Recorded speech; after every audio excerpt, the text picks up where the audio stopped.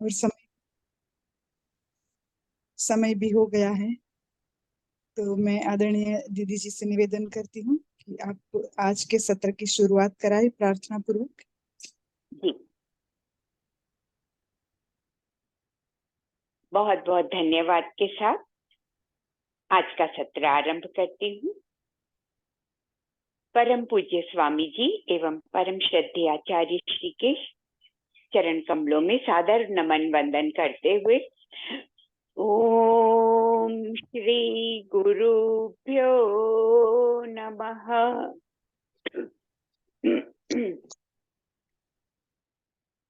आप सभी योग साधकों का एवं प्रभारी गणों का हृदय से स्वागत करती हूँ। ओम सर्वेभ्यो नमः। आइए मंत्रोच्चारण के साथ आज का सत्र आरंभ करते हैं। सबसे पहले परमपिता परमात्मा की दिव्य शक्तियों का आह्वान करेंगे प्रणव मंत्र ओम के साथ। लंबा गहरा श्वास लेते हुए 3 बार लंबा ओम का उच्चारण करेंगे।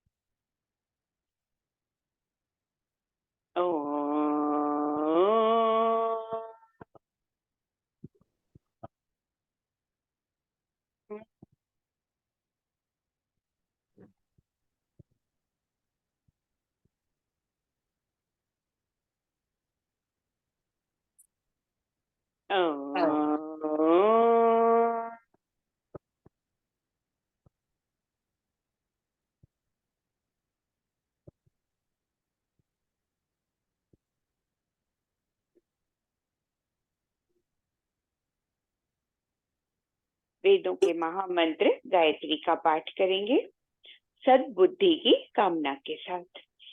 ओम भूर्भुवस्वः तत्सवितुर्वरेण्यं भर्गो देवस्य धीमहि धियो यो नः प्रचोदयात्। रोग शोक भय मृत्यु आदि से बाहर निकलने के लिए, इन द्विधाओं से बाहर आने के लिए महामृत्युंजय मंत्र। ओम त्र्यंबकं यजामहे सुगंधिं पुष्टिवर्धनम् उर्वारुकमिव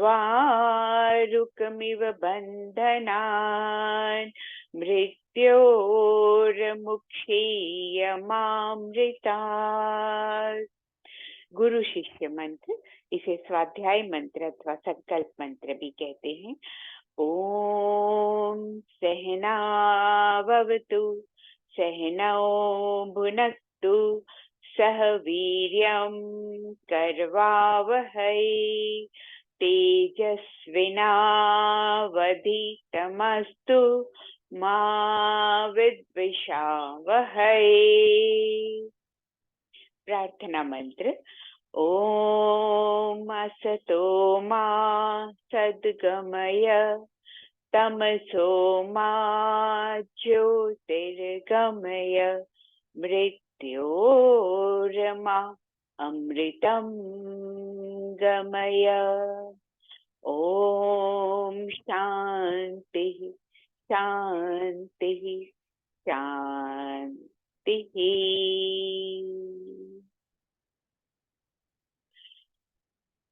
ह्यूमन एनाटॉमी एंड फिजियोलॉजी, मानव शरीर संरचना एवं क्रिया विज्ञान का आज दूसरा सत्र आप सभी के साथ। पहले हम कल का जो विषय था उसे पूर्ण करेंगे, मस्कुलोस्केलेटल सिस्टम। उसमें आपने स्केलेटल सिस्टम के बारे में जाना। हमारे शरीर में, मानव शरीर में, एक एडल्ट बॉडी में, वयस्क मानव शरीर में 206 हड्डियां, उनके बारे में, उनके नाम, उनके स्थान, उसके बारे में कल हमने जाना था। और फिर इनको 2 भागों में विभाजित करते हुए हमने समझने का प्रयत्न किया था। पहला एक्सियल या सेंट्रल स्केलेटन और दूसरा अपेंडिकुलर या पेरिफेरल, जो प्रशाखाएं होती हैं हाथ पैर दोनों, उनके हड्डियों के नाम और संख्या के बारे में हमने जाना था। ये जो हमारे शरीर में हड्डियां होती हैं, ये बनी होती हैं, बेसिक संरचना इनकी जो है वो एक तरह का प्रोटीन होता है जो हार्डन होके पोरस फॉर्म में होता है, छिद्रनुमा होता है, और इन छिद्रों में मिनरल्स, लगभग 2/3 जो हिस्सा होता है वो होता है मिनरल्स का, कैल्शियम, फास्फोरस, कुछ अन्य मिनरल, जिंक, मैग्नीशियम आदि भी होते हैं, बहुत थोड़ी मात्रा में, पर मुख्यतया ये जो है हमारा कैल्शियम और फास्फोरस होता है। शरीर में उपस्थित ज्यादातर कैल्शियम हमारे बोन्स में रहता है और रक्त और हड्डियों के बीच में लगातार आदान प्रदान चलता रहता है। तो हड्डियों में से लगातार फास्फोरस, कैल्शियम रक्त में आता रहता है, सीरम कैल्शियम, सीरम फास्फोरस बनता रहता है। और हमारे शरीर में सभी कोशिकाओं को अपने कार्यों के लिए इन मिनरल्स की विशेषतः आवश्यकता रहती है, क्योंकि प्रत्येक कोशिका, मैंने आपको बताया था, ऊर्जा का निर्माण करती है और इस ऊर्जा को वो फॉस्फेट बॉन्ड्स में स्टोर करती है। तो इसीलिए फास्फोरस भी आवश्यक है और कैल्शियम शरीर की समस्त मेटाबॉलिक क्रियाओं में उसकी उपस्थिति किसी न किसी रूप में आवश्यक होती है। इसलिए हमारे शरीर में सबसे ज्यादा मात्रा में जो है वो कैल्शियम नामक मिनरल ही होता है और इसका मेन स्टोरेज, जो भंडारण होता है, वो हमारी अस्थियों में या हड्डियों में, बोन्स में होता है। तो मैंने आपको बताया इसकी जो रासायनिक संरचना होती है, 1/3 ऑर्गेनिक मैटर या प्रोटीन कंपाउंड होता है और 2/3 जो है उसमें मिनरल्स होते हैं। और जैसा हमारे शरीर की समस्त कोशिकाओं में होता है, जल की मात्रा हड्डियों में भी होती है। तो अगर हम देखें तो पूरी हड्डियों का जो वेट होता है उसका कम से कम 25% जलीय अंश होता है देखा जाए तो, और उसके बाद जो हिस्सा बचता है उसमें आप कहेंगे तो वो 1/3 जो बचे हुए पोर्शन का वो ऑर्गेनिक मैटर, प्रोटीन कंपाउंड होता है और 2/3 जो है वो मिनरल्स, फास्फोरस, कैल्शियम आदि मिनरल्स होते हैं। तो मैंने कल आपको इनके कार्यों के बारे में भी बताया था। हड्डियां अलग अलग आकार प्रकार की होती हैं। कुछ लंबी हड्डियां होती हैं, जो बड़ी और लंबी हड्डियां होती हैं, उनके भीतर बोन मैरो होता है और ये बोन मैरो हमारी रक्त कणिकाओं का निर्माण करता है। लाल रक्त कणिकाएं तो पूरी तरह मेच्योर होकर ही, बनकर ही हमारे रक्त में आती हैं, बोन मैरो में ही उसका निर्माण होता है। जो श्वेत रक्त कणिकाएं होती हैं वो हमारे शरीर के सैनिक होते हैं, सोल्जर्स होते हैं, रक्षा करते हैं, प्रतिरक्षा तंत्र का एक महत्वपूर्ण हिस्सा होते हैं और उनका भी निर्माण हमारे बोन मैरो में ही होता है, मगर वो रक्त के साथ मिलकर प्रारंभिक अवस्था में ही अलग अलग स्थानों पर इकट्ठा हो जाती हैं और वहां पर मेच्योर होती हैं। कई प्रकार के, मैंने लाल रक्त कणिकाएं एक ही प्रकार की होती हैं, प्लेटलेट्स सभी एक ही प्रकार की होती हैं, मगर व्हाइट ब्लड सेल्स, श्वेत रक्त कणिकाएं कई प्रकार की होती हैं, 5-6 प्रकार की होती हैं और ये अपने आकार प्रकार को इनमें से कुछ कणिकाओं में चेंज करने की भी क्षमता होती है। छोटी हो सकती हैं, बड़ी हो सकती हैं, अपना आकार परिवर्तित कर सकती हैं। तो ये पॉलीमॉर्फ्स भी होती हैं, कई प्रकार का रूप रंग ले लेती, रंग तो नहीं, रूप कलरलेस ही होती हैं ये सभी, तो कई प्रकार का रूप और आकार आकृति ले लेती हैं ये। तो ये सभी हमारी अलग अलग जो बॉडी में आने वाले फॉरेन पार्टिकल्स होते हैं, बैक्टीरिया, वायरस, फंगस, या हमारे शरीर में ही बनने वाले कुछ टॉक्सिन्स, उनको ये आइडेंटिफाई करते हैं। अलग अलग प्रकार की ये जो रक्त कणिकाएं होती हैं, इनमें क्षमता होती है अलग अलग तरह की चीजों को आइडेंटिफाई करके उनको डिस्ट्रॉय करने की या समाप्त करने की, उनको पचा देने की, घेर कर उनको अपने भीतर समेट कर पचा देती हैं ये कोशिकाएं। इस प्रकार ये हमारे शरीर की रक्षा करती हैं। और प्लेटलेट्स आप सभी को पता है, इंटरनल या एक्सटर्नल ब्लीडिंग हो, टूट फूट हो, उसको रिपेयर करने का काम करती हैं, ब्लड की क्लॉटिंग करने का काम करती हैं। रक्त में उपस्थित अन्य प्रोटीन्स की मदद से ये जो कणिकाएं होती हैं ये क्लॉटिंग का काम करती हैं। तो इस प्रकार रक्त वाहिनियां जो पतली पतली बहुत माइन्यूट सूक्ष्म वाहिकाएं होती हैं, उनको भी रिपेयर कर सकती हैं ये प्लेटलेट्स। तो ये मैंने आपको बताया बोन मैरो, बोन के अंदर बड़ी लंबी बोन्स जो होती हैं उनके भीतर बोन मैरो या मज्जा होता है, जिसमें इन तीनों कणिकाओं का निर्माण होता है। उसके अलावा मुख्य जो हमारा अस्थि पंजर होता है, स्केलेटल सिस्टम होता है, वो शरीर को एक आधार देता है, एक निश्चित आकृति देता है और एक दृढ़ता भी प्रदान करता है, स्ट्रेंथ।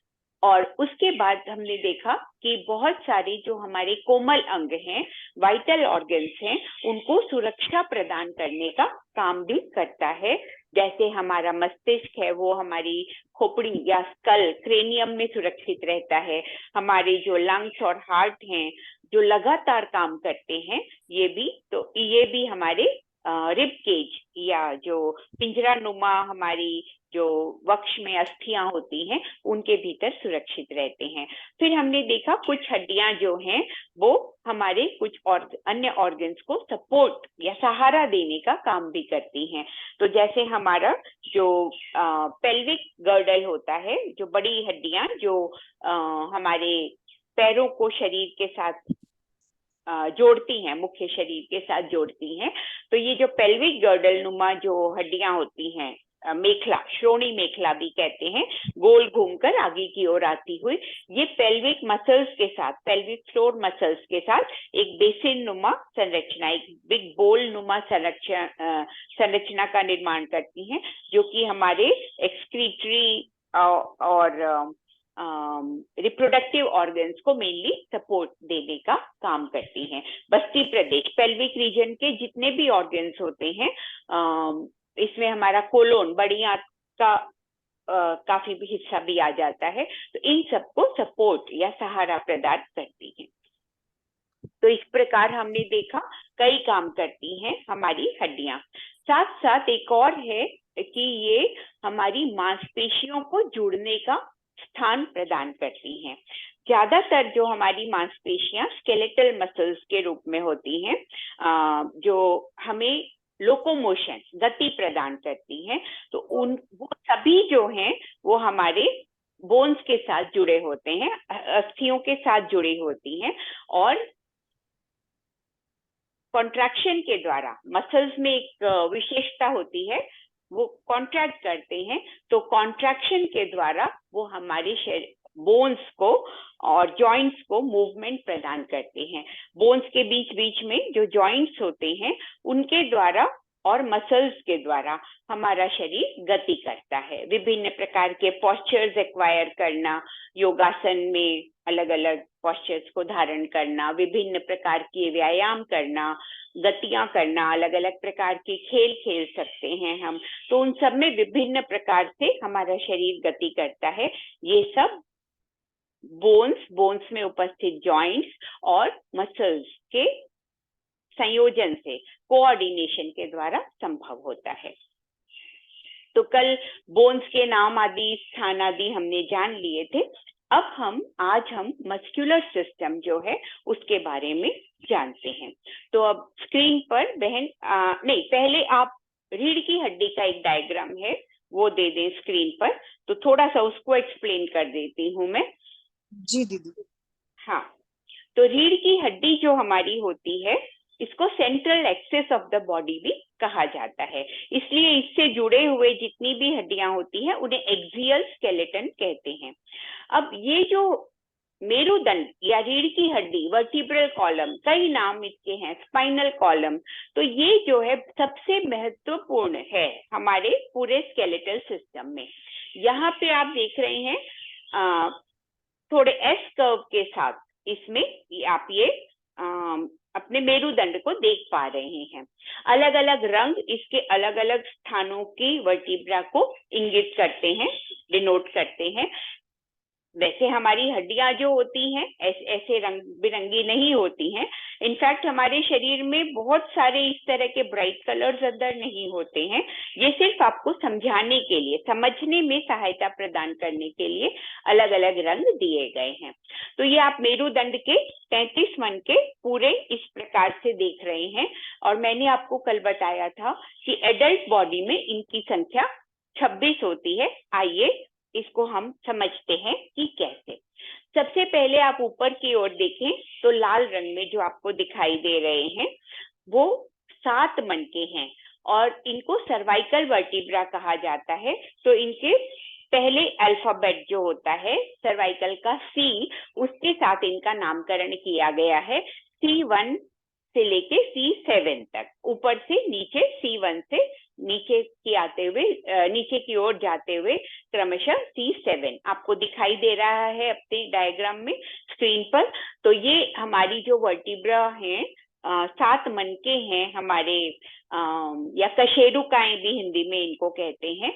तो ये जो 7 मन के हैं ये सर्वाइकल वर्टिब्रा, मतलब ये गर्दन का हिस्सा है हमारे मेरुदंड का, जो हमारे स्कल के साथ ऊपर की जो बोन्स आप देख रहे हैं वो स्कल के साथ जुड़ी हुई है और वो एटलस उसको कहा जाता है। जैसे हमारी ग्रीक माइथोलॉजी में एक उनके ग्रीक गॉड हैं एटलस, वो पूरी पृथ्वी को उठाकर रखते हैं अपने गर्दन और कंधों के हिस्से पर, वो पूरी पृथ्वी को उठाकर रखते हैं। तो उनके यहाँ ये मान्यता थी, तो उन्होंने मोस्टली, मैंने जैसे आपको बताया था, ज्यादातर जो है हमारे जो नामकरण है, जो मेडिकल टर्मिनोलॉजी है वो ग्रीक लैटिन भाषा में है। तो यहाँ पर इस बोन को एटलस कहा गया है क्योंकि ये हमारे पूरी स्कल जो राउंड है पृथ्वी की ही तरह उसको उठाए हुए है, उसको धारण किए हुए है। तो ये हमारी हो गई पहली C1 जो है एटलस बोन जो है वहां, और उसके बाद दूसरी जो उसको घूमने का स्थान प्रदान करती है, जैसे ऊपर उसको स्ट्रेंथ भी देती है, तो ये दूसरी बोन होती है C2।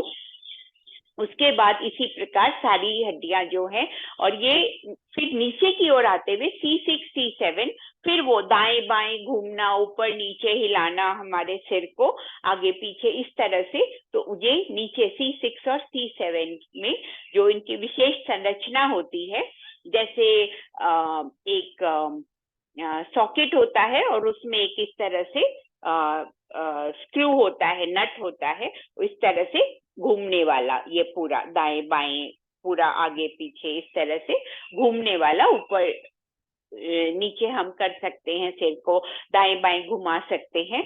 तो ये C6 C7 की स्पेशल संरचना के कारण होता है। और आप देख रहे हैं इनके एक्सटेंशन दोनों तरफ, ये जो है इनमें से जो है ये आप ये ट्यूबुलर फॉर्म में होती हैं, थोड़ी एक्सटेंशंस होती हैं, ये बीच में से भी खोखली होती हैं। पूरी मेरुदंड की जो हड्डियां होती हैं बीच में से इनमें ये खोखली होती हैं। तो ये जब सारी हड्डियां जुड़ जाती हैं आपस में तो एक वर्टिब्रल कनाल फॉर्म हो जाती है, एक ट्यूबुलर स्ट्रक्चर, इसके अंदर खाली स्थान का निर्माण हो जाता है। और वहां पर हमारा जो स्पाइनल कॉर्ड होता है, जो ब्रेन का एक्सटेंशन होता है या सेकेंडरी ब्रेन भी उसको कहते हैं, इसके बारे में और हम जानेंगे जब हम नर्वस सिस्टम को पढ़ेंगे। तो हमारे मेरुदंड के अंदर, जैसे स्कल के अंदर, खोपड़ी क्रेनियम के अंदर हमारा मस्तिष्क सुरक्षित रहता है, उसी प्रकार स्पाइनल कॉलम के अंदर हमारा स्पाइनल कॉर्ड जो है, सेकेंडरी ब्रेन जो है, वो सुरक्षित रहता है, जो ब्रेन का ही एक्सटेंशन है। तो ये C1 से C7 7 वर्टिब्रा हमारे गर्दन के हो गए। उसके बाद आप जो देख रहे हैं थोड़ा पीछे की ओर कर्व लेते हुए जो है ये ब्लू कलर में, ब्लूइश पर्पल कलर में, ये थोरैसिक या चेस्ट वर्टिब्रा, इन्हें डॉर्सल वर्टिब्रा भी कहा जाता है, पीठ की हड्डियां भी कहा जाता है। जो पीठ में जो उठा हुआ स्थान होता है, बैकवर्ड कर्व जो होता है, ये सारी जो हड्डियां होती हैं ये थोरैसिक वर्टिब्रा होती हैं। क्योंकि आगे की ओर छाती का हिस्सा होता है ठीक इसके, तो इसे थोरैसिक वर्टिब्रा भी कहते हैं। ये संख्या में 12 हैं, तो इनका नाम थोरैसिक के ऊपर TH1 से लेके TH12 तक दिया हुआ है, जो आप देख सकते हैं।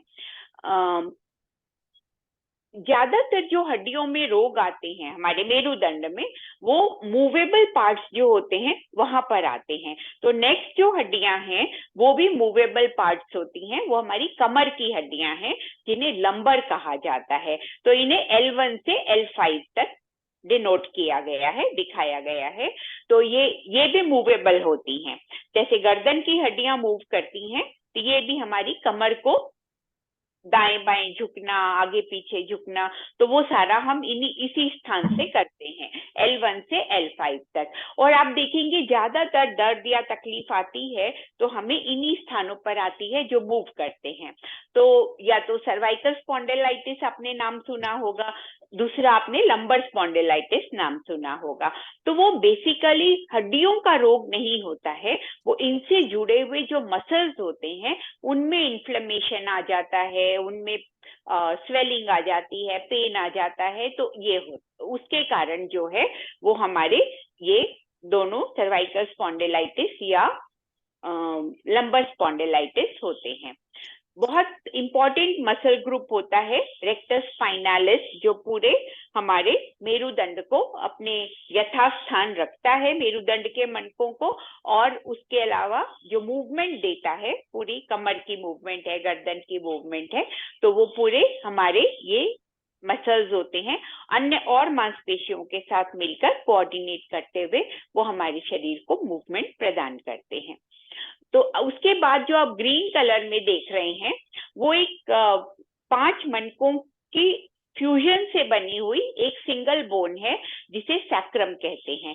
एक्चुअली प्रारंभ में ये 5 मनके 5 सैक्रल वर्टिब्रा होती हैं। आप आउटलाइन देखेंगे तो आपको 5 वो दिखाई देंगे डेंट्स इसमें। वो 5 मनके हैं जो धीरे धीरे व्यस्त होते हुए आपस में जुड़कर एक स्ट्रॉन्ग बोन सैक्रम का निर्माण करते हैं। और यही सैक्रम बोन जो होती है, इससे हमारा पेल्विक गर्डल जुड़ा होता है, और फिर उस पेल्विक गर्डल के दोनों सिरों से नीचे हमारे पैर जुड़े होते हैं। तो ये बहुत यहाँ पर हमारी वर्टिब्रल कॉलम को स्ट्रेंथ की आवश्यकता थी, तो प्रकृति ने इसको 5 मनकों को एक स्ट्रॉन्ग बोन में कन्वर्ट कर दिया। उसके बाद थोड़ा मरून से कलर में आप देख रहे हैं एक और एक्सटेंडेड पार्ट हमारे स्पाइनल कॉलम का, वर्टिब्रल कॉलम का, वो है हमारी टेल बोन। तो ये जो होती है 4 मनकों की बनी होती है। इसमें छोटे छोटे पतले पतले 4 मनके होते हैं, और कालांतर में ये भी जैसे जैसे बच्चे का विकास होता है, ये चारों मनके भी आपस में जुड़कर जो है एक सिंगल टेल बोन का निर्माण करते हैं, जिसे मेडिकल टर्मिनोलॉजी में कॉक्सिक्स कहा जाता है, COCCYX कॉक्सिक्स। यहाँ लिखा भी हुआ है, आप स्पेलिंग जो है डायग्राम से देखकर प्रॉपरली नोट करें, क्योंकि एक बार अगर आप गलत सीख लेंगे तो फिर हमेशा ही वो दिमाग में रहेगा। तो इसीलिए एक बार प्रारंभ में जब आप जो स्पेलिंग का देखकर डायग्राम में देखकर स्पेलिंग्स आदि सही लिखकर अपने नोट्स बनाएं। तो ये जो टेलबोन होती है हमारी, ये 4 कॉक्सिजियल वर्टिब्रा होते हैं, इसमें 4 मनके होते हैं इनिशियली, और धीरे धीरे आपस में ये भी जुड़कर, और इनके भीतर ज्यादा स्थान नहीं होता, ये खोखले नहीं होते, ये लगभग सॉलिड होती है। जो हमारी टेलबोन होती है ये सॉलिड होती है।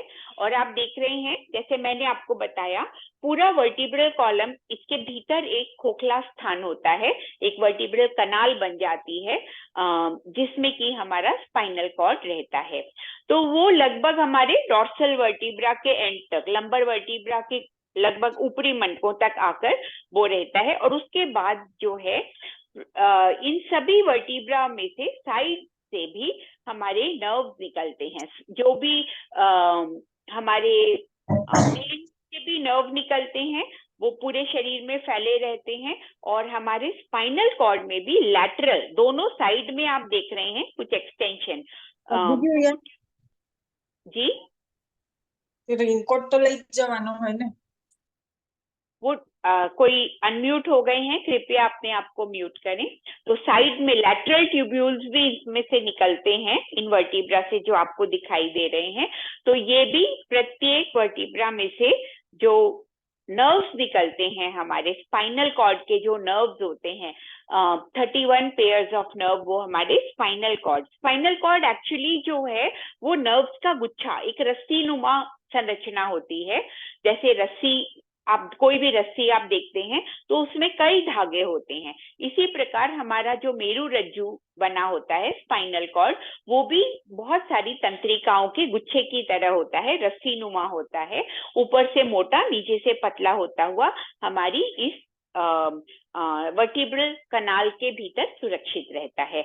और प्रत्येक वर्टिब्रा में से साइड में से भी, लैटरल भी एक एक पेयर ऑफ नर्व्स निकलकर आते रहते हैं। इनके बारे में भी हम आगे जब तंत्रिका तंत्र पढ़ेंगे तो उसके बारे में विस्तार से जानेंगे। तो ये मेरुदंड जो है ये बहुत महत्वपूर्ण है, central axis of the body है, और इसमें अगर कोई भी खिंचाव या दबाव पड़ता है तो हमें पूरे शरीर के मूवमेंट्स में परेशानी होती है, उसमें पूरे शरीर पर इस पे असर आता है इसका।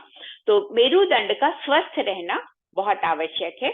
और बहुत सारे आसन पूज्य स्वामी जी हमें इसके लिए बताते हैं, जैसे बैठकर हम उष्ट्रासन करते हैं, अर्धचंद्रासन करते हैं, मतलब जितने भी बैकवर्ड बेंडिंग पोस्चर्स होते हैं वो सब हमारे मेरुदंड के लिए बहुत अच्छे होते हैं। इसी श्रृंखला में लेटकर करने वाले जो बैकवर्ड बेंडिंग आसन होते हैं, जिसमें बहुत महत्वपूर्ण है हमारी स्पाइन के लिए भुजंगासन, शलभासन आदि। और जिनको दर्द है किसी भी प्रकार का, लंबर या सर्वाइकल स्पॉन्डिलाइटिस आदि आ गए हैं, तो उनके लिए फिर सरल आसन है मरकट आसन और मकर आसन, crocodile posture and monkey posture. तो ये इस प्रकार जो है अलग अलग आसनों के द्वारा हम अपनी रीढ़ की हड्डी को स्वस्थ रख सकते हैं। सामान्य एक्सरसाइजेस, फॉरवर्ड बेंडिंग एक्सरसाइजेस, अगर दर्द है तो वो उसको बढ़ाएगी। रीढ़ की हड्डी में अगर दर्द है तो फॉरवर्ड बेंडिंग नहीं, आगे झुकने वाले कोई भी अभ्यास हमें नहीं करने होते हैं।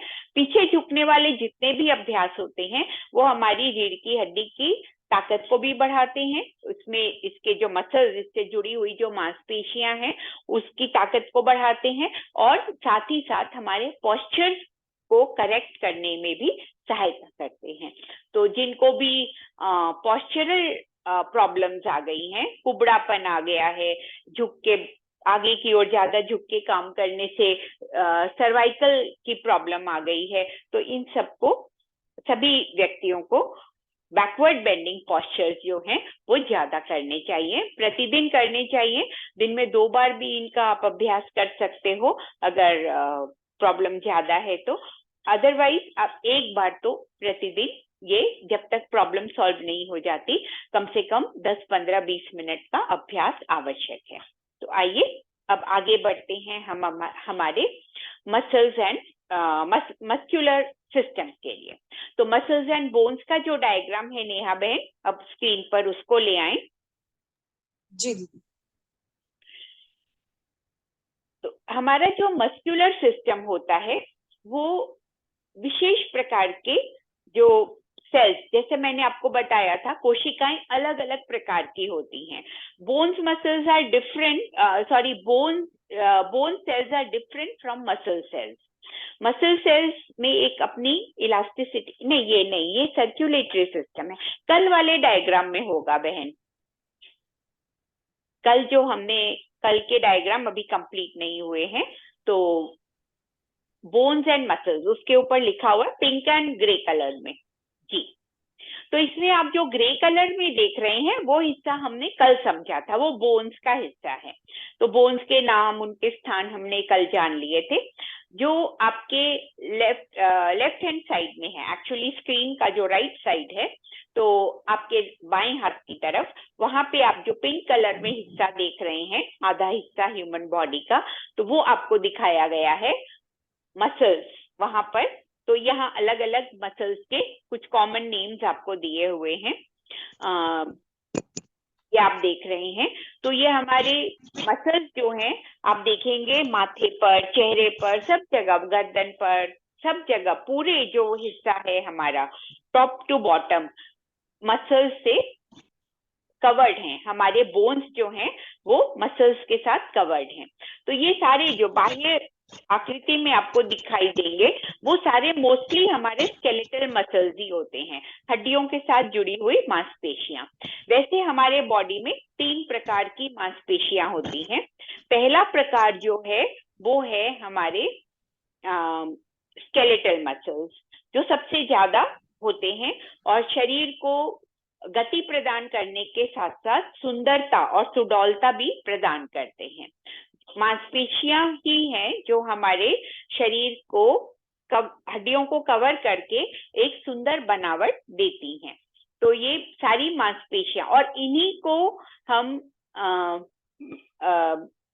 और इनका संवर्धन करके विभिन्न एक्सरसाइजेस के माध्यम से, अलग अलग तरीके के व्यायाम करके हम इन्हें और सुंदर सुडौल बना सकते हैं और दृढ़ता भी, और इन्हें सुदृढ़ भी बना सकते हैं। तो मांसपेशियां जितनी सुदृढ़ होंगी हमारी, उतना ज्यादा हमारे शरीर गठीला होगा, सुंदर होगा, और उसके साथ साथ विभिन्न कार्यों को करने में सक्षम भी होगा। तो मांसपेशियों के ऊपर हमारी जो चुस्ती, फुर्ती, ताकत हमारी काफी हद तक निर्भर करती है। हड्डियों के साथ साथ मांसपेशियां बहुत महत्वपूर्ण है। तो ये आप देख रहे हैं, जैसे चेहरे पर हमारे मसल्स होते हैं, वो हाव भाव, पूरा जो हमारे भीतर जो हमारे थॉट्स एंड फीलिंग्स है उनको एक्सप्रेस करते हैं। तो ऐसे सबसे ज्यादा अगर हम कहें एक स्थान पर मसल्स की संख्या अगर हम कहें तो हमारे चेहरे पर होती हैं। तो और मसल्स की कुल संख्या अगर हम कहें तो बोन्स से लगभग 3 गुना, एग्जैक्टली नहीं पर लगभग 3 गुना, तो 600 के करीब हमारे शरीर में मांसपेशियां होती हैं।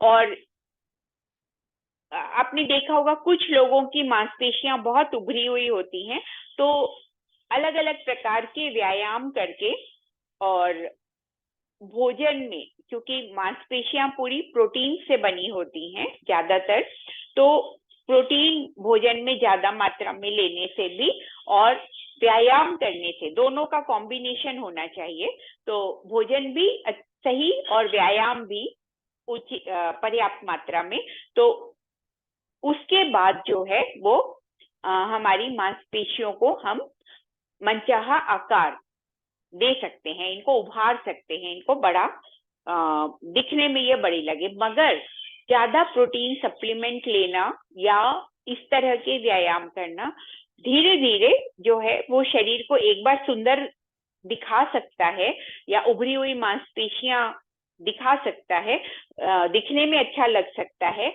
मगर कुछ समय बाद ही 8-10 वर्षों में ही, मतलब अर्ली 30s में ही, जैसे युवा, बहुत सारे युवा जो हैं वो हमारे जैसे आप मान लीजिए 17-18 की उम्र में, 16-17-18 से लेके और अर्ली 20s तक वो अपनी बॉडी बिल्ड अगर करते हैं, उसके बाद यदि और बहुत सारे प्रोटीन सप्लीमेंट्स भी लेते हैं वो साथ में, तो बाद में आप देखेंगे कि मांसपेशियों में दर्द होना, तकलीफ होना, अलग अलग प्रकार के पेशियों के रोग होना, तो वो सब आरंभ हो जाता है लेट 20s या अर्ली 30s में ही।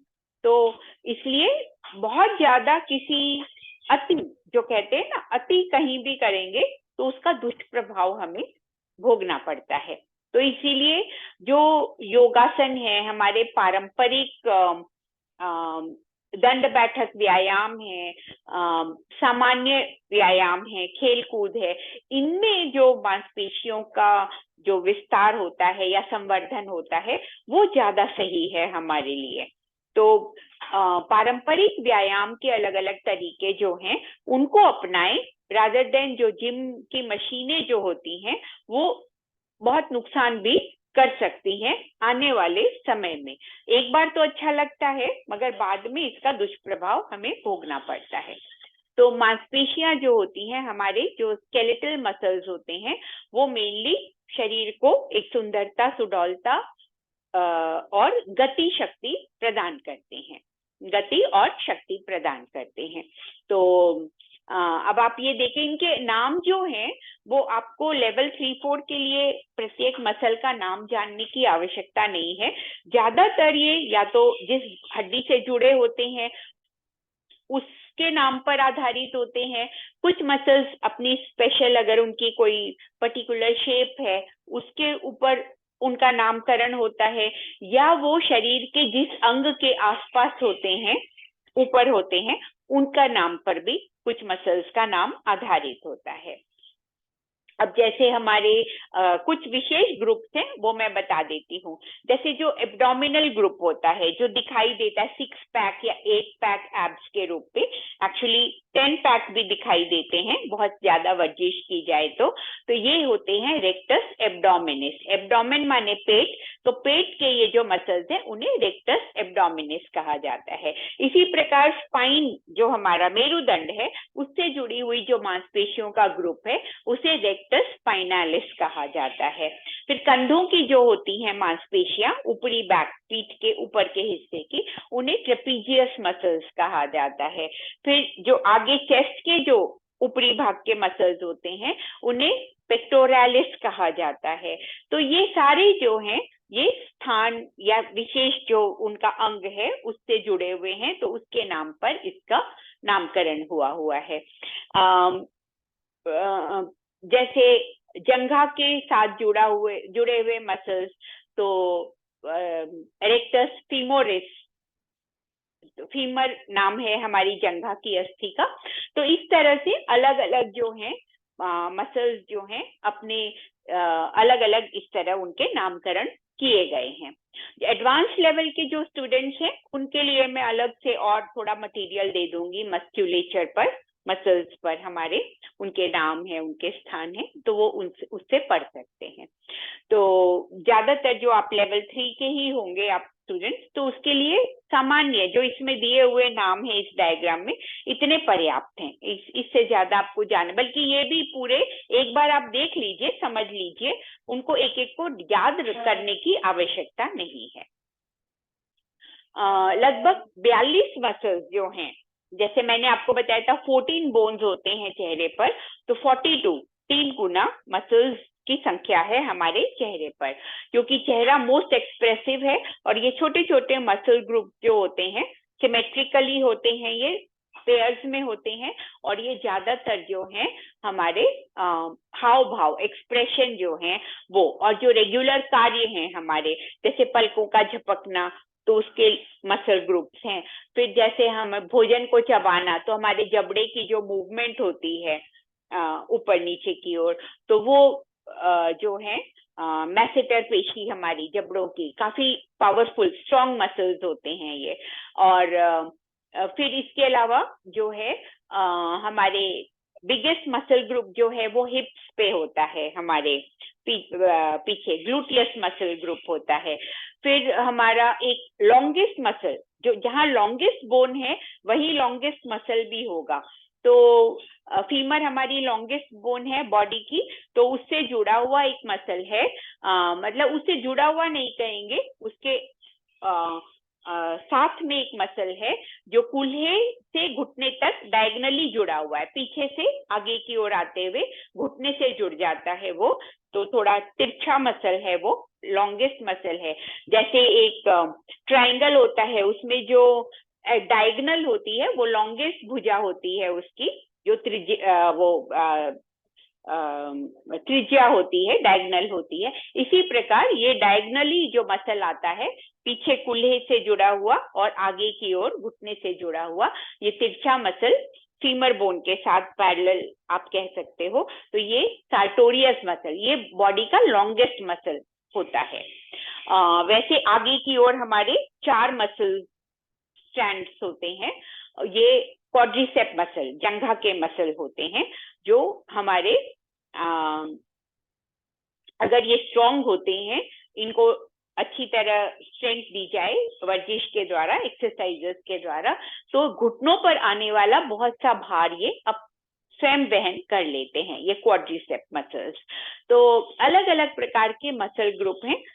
लेवल C4 पे आपको इनके बारे में बहुत डिटेल में जानने की आवश्यकता नहीं है, पर हाँ, जो फिजियोथेरापिस्ट होते हैं या उससे और आगे के लेवल के डॉक्टर्स होते हैं, उनके लिए मसल्स को डिटेल में जानना बहुत आवश्यक है, क्योंकि मसल्स जो हैं ज्यादातर, जो जैसा मैंने आपको बताया, जो एक्स एंड पेन्स बॉडी में होते हैं, वो मसल्स के में ही आते हैं, और उनको ही मैनिपुलेट करके विभिन्न एक्सरसाइजेस के द्वारा या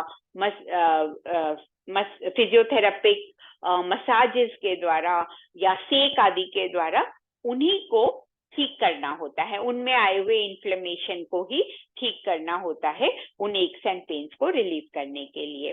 तो एडवांस लेवल के जो फिजियोथेरापिस्ट होते हैं या डॉक्टर्स होते हैं, उनके लिए इसकी एक एक मसल की जानकारी और उसको कैसे, उसको ठीक करने के लिए कौन सी क्रियाएं या एक्सरसाइजेस की जाती हैं, वो उसकी जानकारी होना बहुत आवश्यक है।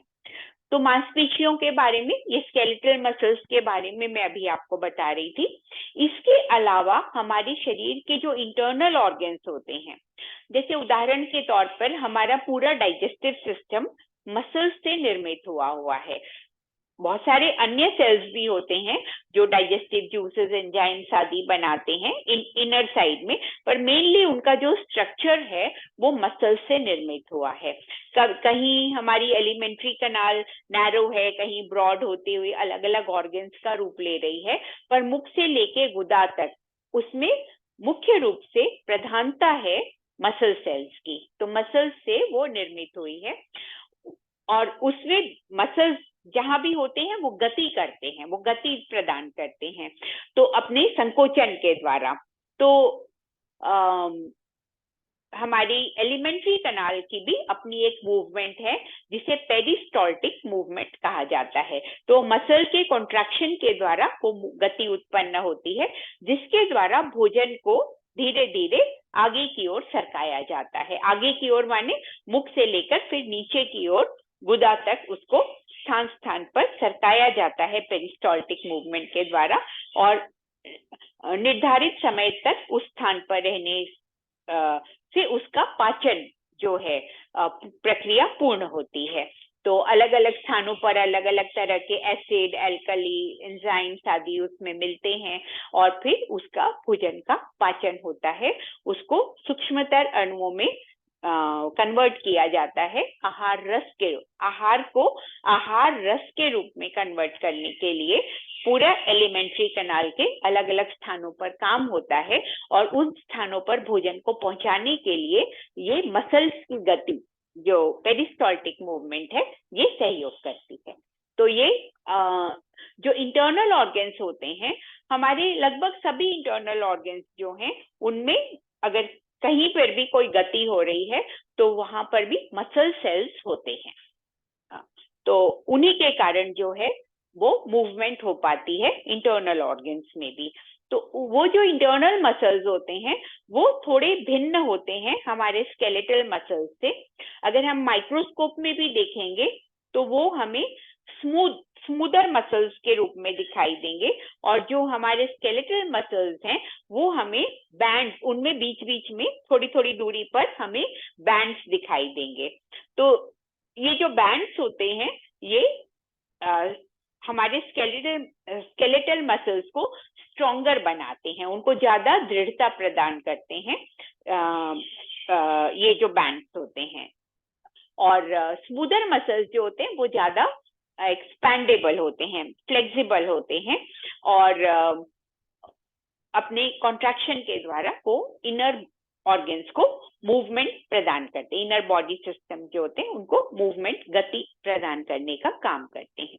तो दो तरह के मसल मैंने आपको बताए, स्ट्राइएटेड या बैंडेड मसल्स जो होते हैं वो स्केलेटल मसल्स होते हैं, और जो ये पूरे शरीर को गति प्रदान करते हैं, और जो इंटरनल ऑर्गन्स होते हैं उनमें स्मूथ मसल्स होते हैं जिनमें बैंड नहीं होते, रेखाएं नहीं दिखाई देती हैं।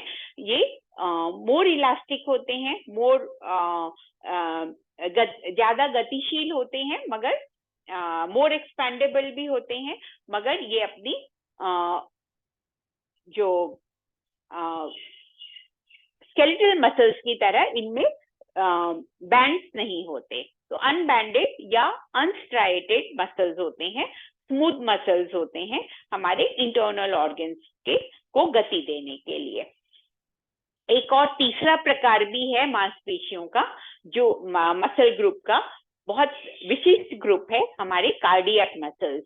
कार्डियक मसल्स जो होते हैं उनमें कैपेसिटी होती है उन मसल सेल्स में लो इंटेंसिटी इलेक्ट्रिसिटी जो है वो प्रोड्यूस कर सकते हैं, और उसके द्वारा जो है वो एक रिदम में काम करते हैं और कॉन्ट्रैक्ट एक्सपैंड लगातार होकर हमारे पूरे शरीर में ब्लड को पंप करने का काम करते हैं।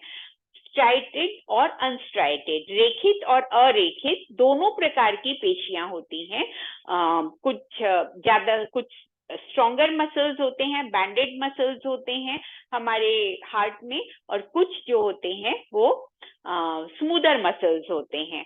तो दोनों प्रकार के मसल्स मिलकर ये special muscle group, third muscle group बनता है, जिसे कार्डियक या हार्ट के मसल्स हम के नाम से हम जानते हैं। तो ये तीसरा प्रकार हो गया कार्डियक मसल्स का। तो बहुत विशिष्ट प्रकार है, जैसा मैंने आपको कल बताया भी था, हमारा हृदय जन्म से पहले काम करना शुरू करता है और मृत्यु पर्यंत लगातार बिना रुके काम करता है। हृदय गति का रुक जाना मतलब मृत्यु हो जाना। तो ये कार्डियक अरेस्ट हो गया या कुछ अलग, इसके बारे में और हम जानेंगे जब हम हृदय के बारे में पढ़ेंगे। हार्ट के बारे में हम जब पढ़ेंगे तब हम और जानेंगे।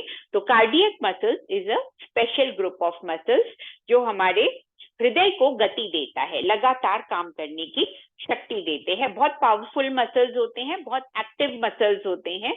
और पूज्य स्वामी जी तो ये बताते हैं कि प्रकृति ने इनको डिजाइन किया है, 400 साल तक ये बिना रुके काम कर सकते हैं, मगर हम अपने गलत खान पान, गलत दिनचर्या, एक्सरसाइज नहीं करना या कम करना, तो इसके कारण हम अपने हृदय को कमजोर कर देते हैं। और स्ट्रेस बहुत ज्यादा, जो आज जो मॉडर्न लाइफस्टाइल है, बहुत स्ट्रेस है इसमें अलग अलग प्रकार के, उसका भी दुष्प्रभाव हमारे हृदय पर पड़ता है। हमारे जो नेगेटिव थॉट्स होते हैं उससे नेगेटिव हार्मोन्स जो होते हैं, स्ट्रेस हार्मोन्स जो होते हैं वो जनरेट होते हैं और वो हृदय को प्रभावित करते हैं। तो ज्यादातर जो रोगों का कारण होता है वो स्ट्रेस होता है। और हमारे मनीषी जो थे, हमारे ऋषि जो थे, वो कह गए हैं इस बात को कि प्रज्ञापराध सर्व रोगानाम मूल कारणम। जो नेगेटिव बिहेवियर और नेगेटिव थिंकिंग, हमारी मुख्य रूप से negative thinking which results into negative behaviour, वो ही मूल कारण होता है स्ट्रेस का। और स्ट्रेस के कारण ज्यादातर रोग होते हैं, ये आज का मॉडर्न मेडिकल साइंस भी कहता है। मोर देन 80% जो रोग होते हैं they are because of stress. तो उसका जो कारण बताते हैं आज के डॉक्टर भी, तो वो स्ट्रेस से उसको रिलेट करते हैं। तो अगर हम इन सब बातों का ध्यान रखें प्रतिदिन, और कुछ विशेष नहीं, जो आप योगाभ्यास से आपने सीखा है इस पूरे सत्र में, उसी में से कुछ प्रतिदिन जो कॉम्बिनेशन है, व्यायाम, सूर्य नमस्कार भी एक सर्वांगीण व्यायाम ही है, फिर युवा हैं जो वो दंड बैठक भी कर सकते हैं। तो कुछ व्यायाम, कम से कम 20 से 30 मिनट व्यायाम। बड़े जो हैं वो बुजुर्ग हैं वो वॉकिंग कर सकते हैं। तो इस प्रकार सामान्य व्यायाम या अन्य खेल कूद में भी व्यायाम हो जाता है। तो 20 से 30 मिनट कम से कम प्रतिदिन व्यायाम। उसके बाद कुछ विशिष्ट योगासन, आप अलग अलग ग्रुप कर सकते हैं। कभी आपने मेरुदंड वाले आसन कर लिए, कभी आपने पेट के लिए कर लिए, कभी आपने बैठकर करने वाले कर लिए, कभी खड़े होकर स्ट्रेचेस कर लिए। तो इस प्रकार अलग अलग आसन भी आप कर सकते हैं। 1 या 2 ग्रुप आप प्रतिदिन कर लें, 4-4 आसनों के जो ग्रुप आपको सिखाए गए हैं। और इसके अलावा जो है आपको आवश्यकता अनुसार जो है अपना प्राणायाम का पैकेज भी डिजाइन करें। प्राणायाम बहुत महत्वपूर्ण है। प्राणायाम जब आप रेगुलरली करते हैं तो आपके इंटरनल जो बॉडी सिस्टम जिनके बारे में हम जान रहे हैं, तो इंटरनल फिजियोलॉजी जो होती है पूरी आपकी बैलेंस हो जाती है। मतलब अंदर की जो आपकी बायोकेमिस्ट्री है, जो भी बायोकेमिकल्स हैं आपके अंदर, वो उचित परिमाण में बनने लगते हैं। मतलब आपके शरीर के भीतर जो धातुएं बन रही हैं, धातुओं से शरीर धारण होता है। कौन सी धातुएं हैं? 7 धातुएं आयुर्वेद के अनुसार। रस, रक्त, रस हमें प्राप्त होता है भोजन से। तो पहली धातु बनती है जो हम आहार लेते हैं, उसको कन्वर्ट करके, उसको डाइजेस्ट करके उसका पाचन होता है, वो आहार रस के रूप में आती है। फिर उसकी प्रोसेसिंग होती है लिवर के द्वारा, तो वो हमारे फिर रक्त में मिश्रित होती है रस के, प्रथम धातु रस के रूप में। तो रस के बाद रक्त आ गया, फिर मांस, मेद, अस्थि, मज्जा, शुक्र। तो ये जो बॉडी टिश्यूज हैं हमारे अलग अलग प्रकार के, इनका निर्माण होता है हमारे। तो पूरी सप्त धातुएं अगर बैलेंस्ड हैं, पर्याप्त उचित परिमाण में है, उचित मात्रा में है, और पूरी इंटरनल फिजियोलॉजी अगर हमारी बैलेंस्ड है, इंटरनल बायोकेमिकल्स, हार्मोन्स आदि उचित परिमाण में बन रहे हैं, तो हमारा शरीर स्वस्थ रहेगा। तो ये इंटरनल बैलेंस जो है हमारा, वो प्राणायाम से आता है। तो प्राणायाम भी बहुत जरूरी है। हड्डियों के रोगों में सबसे ज्यादा जो काम करता है प्राणायाम, वो है हमारा कपालभाति, और साथ में थोड़ा अनुलोम विलोम। तो अगर हड्डियों के कोई रोग हैं, इंटरनली अगर आपको उसको ठीक करना है, क्योंकि जो भी प्रक्रिया है, देखिए अंदर की सप्त धातुओं का बैलेंस जब तक नहीं होगा, तब तक इंटरनल फिजियोलॉजी जब तक हमारी बैलेंस नहीं होगी, तब तक किसी ना किसी सिम्टम, रोग का जो लक्षण है वो हमें बाहर फिर दिखाई देगा। तो उसको ठीक करने के लिए इंटरनली ही हमें अप्रोच करना पड़ेगा, और वो इंटरनल अप्रोच है प्राणायाम। तो प्राणायाम के द्वारा हम अपनी समस्त सप्त धातुओं को बैलेंस कर सकते हैं। हमारे शरीर में बनने वाले जो बायोकेमिकल्स या हार्मोन्स हैं, एंजाइम्स हैं, उनको हम बैलेंस कर सकते हैं। तो ये अगर जब संतुलन ही, पूज्य स्वामी जी कहते हैं, संतुलन ही स्वास्थ्य है, और अगर असंतुलन, इम्बैलेंस आ जाता है, तो वो ही प्रकट होता है रोगों के रूप में। तो पूरा जो इंटरनल बैलेंस है, उसके लिए हमें प्राणायाम करना बहुत आवश्यक है।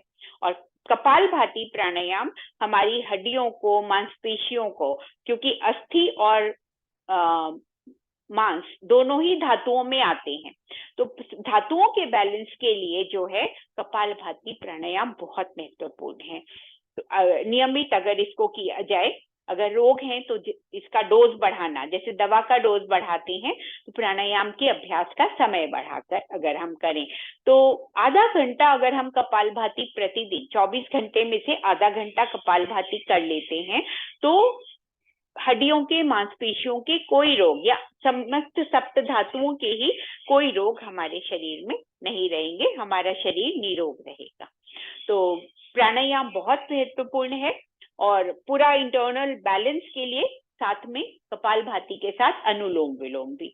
और बाकी प्राणायाम जो हैं वो भी आप अपनी आवश्यकता अनुसार अपने लिए पैकेज डिजाइन कर सकते हैं, समय उसमें निर्धारित कर सकते हैं। सामान्य रूप से जो है थोड़ा सा भस्त्रिका भी आवश्यक है, डीप ब्रीदिंग, ताकि पूरे शरीर को ऑक्सीजनेट किया जा सके। ऑक्सीजन बहुत महत्वपूर्ण है। ऊर्जा हमारे शरीर को इस ऑक्सीजन के साथ द्वारा ही भोजन के ऑक्सीडेशन से प्राप्त होती है। तो बहुत महत्वपूर्ण है डीप ब्रीदिंग भी, पर साथ ही साथ हम अगर हड्डियों के रोग हैं, जैसे हमारे जॉइंट्स में स्वेलिंग आ जाए कुछ, तो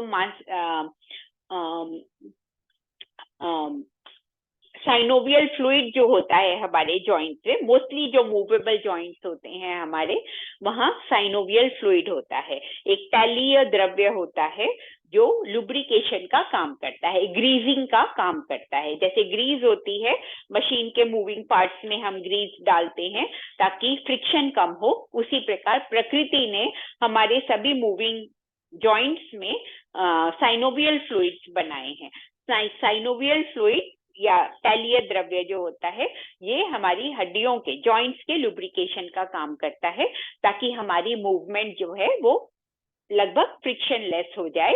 और अगर ये कम हो जाता है तो हमारी हड्डियां आपस में रगड़ खाने लगती हैं, और उससे भी हमें दर्द या रोग, ज्यादा अगर बढ़ जाए तो उससे भी रोग उत्पन्न होते हैं। तो इन सबको भीतर से ही ठीक किया जा सकता है, और इंटरनल सिस्टम को बैलेंस करके ही ठीक किया जा सकता है। उसके लिए कपालभाति का अभ्यास करना प्रतिदिन बहुत आवश्यक है। तो ये देखिए, मैं आपको बॉडी सिस्टम जो है आपका मस्कुलोस्केलेटल सिस्टम, इसको मैं अपने प्रतिदिन करने वाले योगाभ्यास के साथ रिलेट कर रही हूँ, जोड़ रही हूँ, ताकि आप समझ सकें कि कौन सी क्रियाएं आवश्यक हैं कौन से रोगों को ठीक करने के लिए। तो जैसा मैंने आपको बताया, ज्यादातर रीढ़ की हड्डी को स्वस्थ रखने के लिए जो हमारे योगासन हैं, भुजंगासन, शलभासन, मरकट आसन, मकर आसन, ये बहुत उपयोगी हैं। बैठकर किए जाने वाले मैंने आपको बताया अर्धचंद्रासन, उष्ट्रासन आदि। खड़े होकर कुछ स्ट्रेचेस, जैसे ताड़ासन है, लंबाई बढ़ानी हो बच्चों की तो चक्रासन है, सर्वांगासन है, पश्चिमोत्तानासन है, ये सब। मगर दर्द आदि दूर करने हो तो बैकवर्ड बेंडिंग पोस्चर्स आपको चाहिए रीढ़ की हड्डी के लिए। और इसके अलावा कुछ अन्य व्यायाम, योगासन आदि, आप अपने घुटनों को स्वस्थ रख सकते हैं, अन्य जॉइंट्स को भी जो है। सूक्ष्म व्यायाम बहुत महत्वपूर्ण है, जो हाथ पैरों के सूक्ष्म व्यायाम करते हैं। ज्यादातर मूवमेंट हमारी हाथ पैरों की और गर्दन की ही होती है हमारे शरीर में, तो इन सब के लिए सूक्ष्म व्यायाम बहुत आवश्यक है। और कमर के लिए, जैसे मैंने आपको बताया, वो जो बैकवर्ड बेंडिंग पोस्चर हैं वो बहुत अच्छे हैं। तो इस प्रकार से हम अपने पूरे स्केलेटल सिस्टम और मस्कुलर सिस्टम को स्वस्थ रख सकते हैं व्यायाम के द्वारा। व्यायाम में अलग अलग प्रकार के, जैसे मैंने आपको बताए, सूक्ष्म व्यायाम से लेके सर्वांगीण व्यायाम तक, परंपरागत दंड बैठक आदि सभी आवश्यकता अनुसार हम कर सकते हैं, और अपने शरीर को सुंदर, सुडौल और स्वस्थ और दृढ़ता प्रदान कर सकते हैं हमारे जॉइंट्स को, और मांसपेशियों को भी ज्यादा स्ट्रॉन्ग, हम दृढ़ और शक्तिशाली बना सकते हैं। तो ये बहुत महत्वपूर्ण है। विभिन्न प्रकार का जो हमारा पूरा पैकेज है, सूक्ष्म व्यायाम से लेकर सर्वांगीण व्यायाम तक, उसके बाद योगासन, और साथ में फिर प्राणायाम का अभ्यास। साथ ही साथ कुछ मुद्राएं जो हैं वो भी रोग निवारण में मदद करती हैं। जैसे एक जो हमारी वायु मुद्रा होती है, ज्यादातर ये जो हमारे हड्डियों के या संधियों के, जोड़ों के रोग होते हैं, जैसे आर्थराइटिस आदि, वो सब वात रोग में के अंतर्गत आते हैं। तो वात कुपित होने के कारण जो रोग होते हैं, वायु मुद्रा लगाकर भी हम उसमें लाभ पा सकते हैं। वायु मुद्रा नेचुरल पेन किलर होती है, आप सभी जानते हैं। वायु मुद्रा हमारी इंडेक्स फिंगर और थंब को ज्वाइंट करके हम ध्यान मुद्रा बनाते हैं, और इसी उंगली को अंगूठे से दबाकर अंगूठे के बेस में लगा देते हैं इसकी टिप को, और ऊपर से अंगूठे से दबाव देते हुए हम वायु मुद्रा बनाते हैं। अगर आप मुझे देख पा रहे हैं स्क्रीन पर तो देख सकते हैं। तो ये वायु मुद्रा। आइए, अब एक और डायग्राम है हमारा, जिसमें टेंडन्स एंड लिगामेंट्स, उसके बारे में दिया है। नेहा बहन, वो डायग्राम आप स्क्रीन पर दे दें। जी दीदी। हाँ, तो हमारी जो शरीर में जो मांसपेशियां, मैंने आपको बताया स्केलेटल मसल्स होते हैं हड्डियों से जुड़े हुए, तो उनको जोड़ने का जो फाइबर्स होते हैं जोड़ने वाले, उन्हें टेंडन्स कहा जाता है। फिर से दोहरा देती हूँ, मांसपेशियों को हड्डियों से जोड़ने वाले जो तंतु या फाइबर्स होते हैं उनको टेंडन्स, नहीं ये नहीं, इसके बाद वाला, ये तो तीनों मैं एक्सप्लेन कर चुकी हूँ, 3 मसल ग्रुप्स होते हैं। एक हाथ और एक कोहनी उसमें दिखाई गई है, इसके बाद वाला डायग्राम नेक्स्ट। हाँ, यहाँ पर आप अपने लेफ्ट हैंड साइड की तरफ देख रहे हैं कोहनी हमारी, तो कोहनी का ऊपरी हिस्सा आप देख रहे हैं, हमारी बाजू जो होती है बाह, तो वो ऊपर जो है ये 2 मसल के गुच्छे जो हैं ये बाइसेप मसल हैं हमारे, जो कॉन्ट्रैक्ट होते हैं तो हाथ को हम ऊपर की ओर मोड़ पाते हैं ऐसे, तो ये यहाँ पर होते हैं जो दिखाते हैं ना, जो ताकत दिखाने के लिए हाथ मोड़कर जो हम दिखाते हैं, तो ये वही उभरे हुए ये जो 2 मांसपेशियां, ये बाइसेप 2 हैं तो बाइसेप इसे कहा जाता है। और इसकी बैक साइड में नीचे की ओर यहीं पर इसी हड्डी, ये ह्यूमरस बोन है आपकी, जो कंधे से लेकर कोहनी तक होती है, जिससे ये जुड़े हुए हैं। और इसी के निचले स्टैंड में 3 पतले, इससे अपेक्षाकृत पतले 3 स्ट्रैंड्स ऑफ मसल्स होते हैं, 3 पेशियां होती हैं, वो ट्राइसेप मसल होते हैं। जब वो सिकुड़ते हैं तो हाथ वापस नीचे की ओर आ जाता है। तो ये बाइसेप मसल आप देख रहे हैं, इनके दोनों तरफ जो लाइट ग्रे व्हाइट कलर के आप तंतु देख रहे हैं जिनसे ये जुड़ी हुई है, ऊपर की ओर ह्यूमरस से और नीचे की ओर हमारे रेडियस बोन से जुड़े हुए हैं ये फाइबर्स, ये जो है मसल को बोन से जोड़ने वाले जो तंतु होते हैं, इन्हें टेंडन्स कहा जाता है। और इससे संबंधित प्रश्न कभी कभी पूछ लिया जाता है, व्हाट इज द डिफरेंस, या इनके नाम क्या हैं, जो तंतु हमारी हड्डियों को मांसपेशियों से जोड़ते हैं। और लिगामेंट्स वो होते हैं जो हड्डियों को आपस में जोड़ते हैं। यहाँ आप एक हाथ का पंजा देख रहे हैं, और इसमें जो छोटी छोटी हड्डियां हैं, जो कार्पल्स, मेटाकार्पल्स और फैलेंजेस आप देख रहे हैं, कल हमने इनके बारे में जाना था। तो ये छोटे छोटे बैंड नुमा जो फाइबर्स हैं, ये लिगामेंट्स कहलाते हैं। और ये लिगामेंट्स हमारे शरीर की सभी छोटी बड़ी हड्डियों को आपस में जोड़कर रखने का काम करते हैं। दे बाइंड द बोन्स टुगेदर, जैसे आप देख पा रहे हैं इस डायग्राम में। तो ये बैंड्स होते हैं, जो छोटे छोटे बैंड्स होते हैं फाइबर्स के, तंतुओं के, जो कि हमारी हड्डियों को आपस में बांध कर रखने का काम करते हैं। कलाई पर आप देख रहे हैं कैसे सारे कार्पल्स बंधे हुए हैं, आपको दिखाई नहीं दे रही, कार्पल्स आपको दिख नहीं रहे, तो वो पूरे बैंड से बंधे हुए रहते हैं, क्योंकि कलाई को काफी, हमारे हैंड की मूवमेंट्स कई प्रकार की होती हैं और कलाई को बहुत स्ट्रांग रहना पड़ता है उन सारे कार्यों को करने के लिए। तो ये बहुत सारे बैंड्स जो हैं हड्डियों को आपस में जोड़कर उन्हें शक्ति प्रदान करते हैं, स्थिरता प्रदान करते हैं और कुछ मात्रा में मूवमेंट भी प्रदान करते हैं। और जो टेंडन्स हैं वो ज्यादा मूवमेंट प्रदान करते हैं, क्योंकि वो मसल्स को हड्डियों के साथ जोड़ते हैं। तो ये मूवमेंट गति के लिए टेंडन्स हैं, जो कि मसल्स को जोड़कर रखते हैं, ताकि मसल्स प्रॉपरली अपना काम कर सके, कॉन्ट्रैक्ट हो सके, तेजी से कॉन्ट्रैक्ट और वापस अपने सामान्य स्थिति में रिलैक्स हो सके। तो वो टेंडन्स जो हैं वो उनको जोड़कर रखते हैं, और लिगामेंट जो हैं वो हड्डियों को आपस में जोड़कर बाइंड करके रखते हैं। तो ये आप इसके साथ छोटा सा नोट भी दिया हुआ है, इसको पढ़कर आप इसको अच्छी तरह से समझ लीजिएगा, एक बार रिवाइज जरूर करिएगा। तो ये हुआ हमारा मसल्स एंड बोन्स का अध्याय पूरा। अब आइए अगला जो है अगले आधे घंटे में हम जानते हैं हमारे रेस्पिरेटरी सिस्टम के बारे में। अब हम मेंटेनेंस सिस्टम्स को शुरू कर रहे हैं।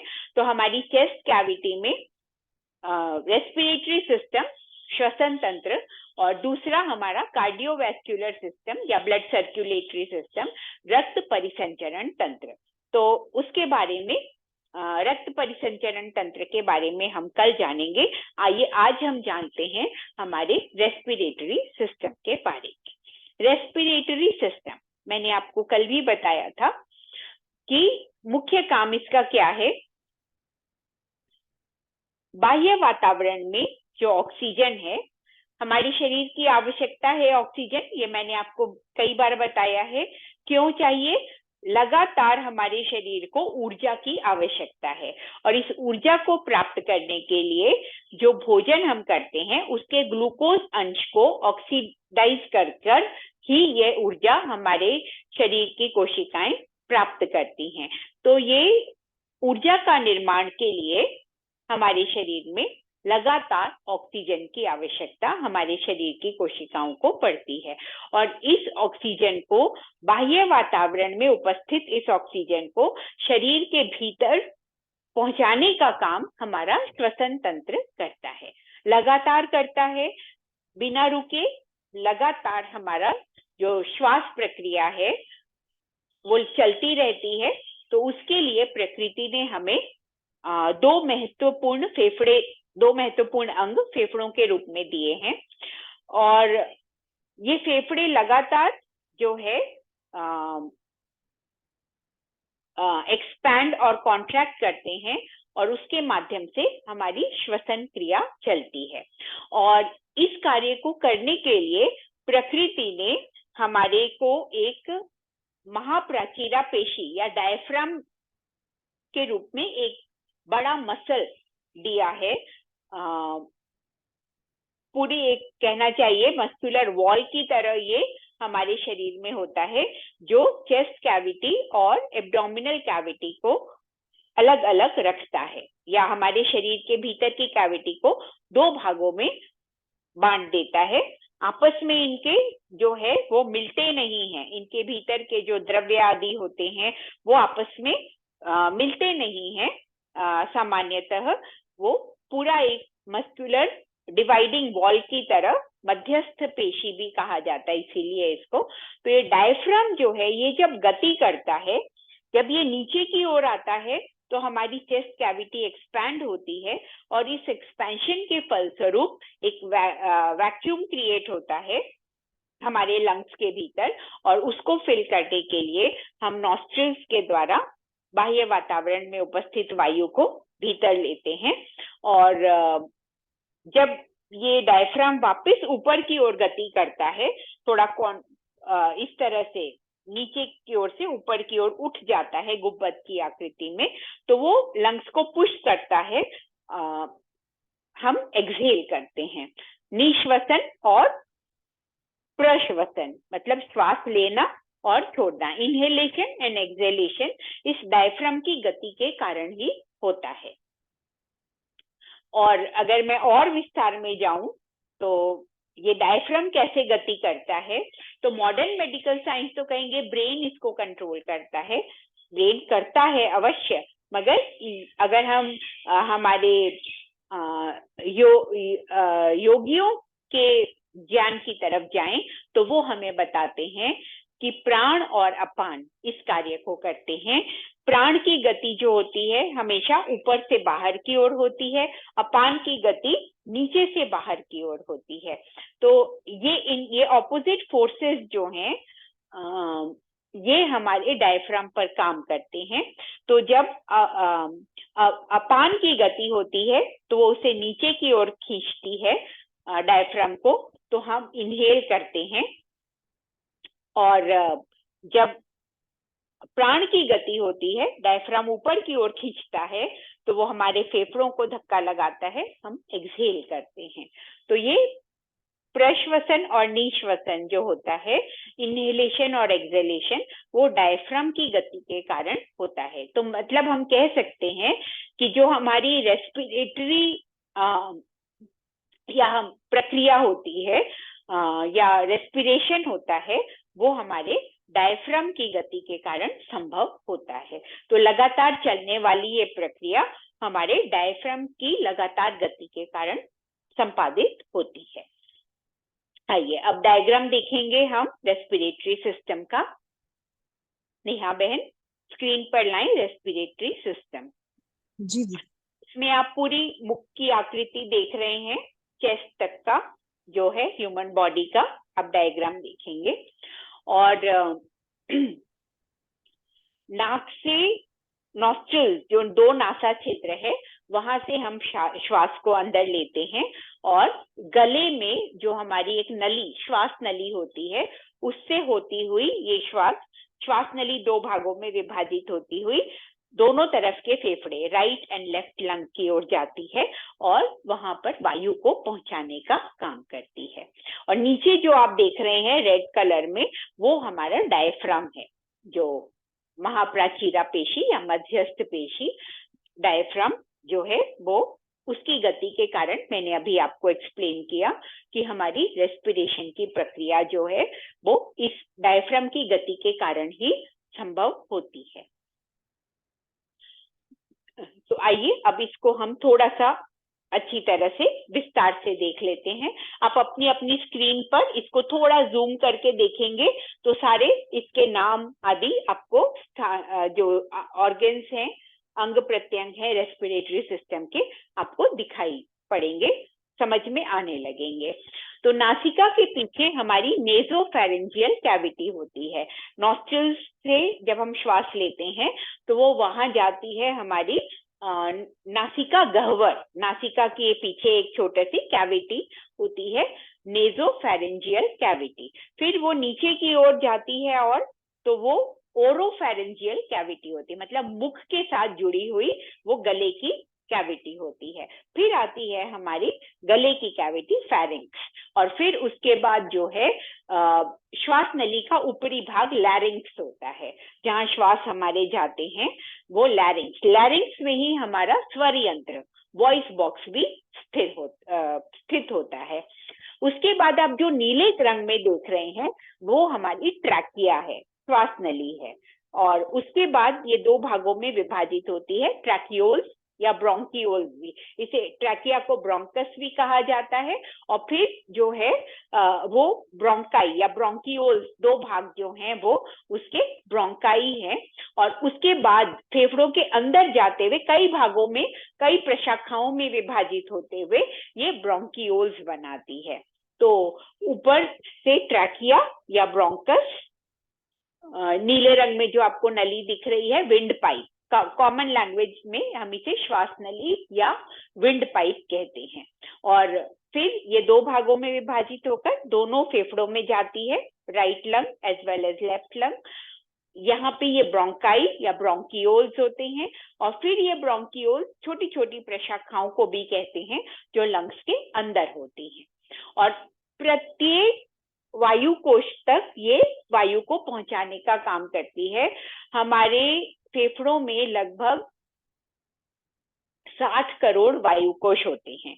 दाहिना फेफड़ा थोड़ा सा बड़ा होता है बाएं फेफड़े से, बाईं तरफ हमारा हृदय भी स्थित होता है, और लगभग 3/4 से भी ज्यादा हिस्सा जो हमारी चेस्ट कैविटी का होता है वो हमारे रेस्पिरेटरी सिस्टम या मुख्यतया हम कह सकते हैं लंग्स के द्वारा भरा हुआ होता है, आच्छादित होता है। पूरा हिस्सा, पूरे क्षेत्र में हमारे लंग्स ही होते हैं, 3/4 हिस्से में हमारी चेस्ट कैविटी के।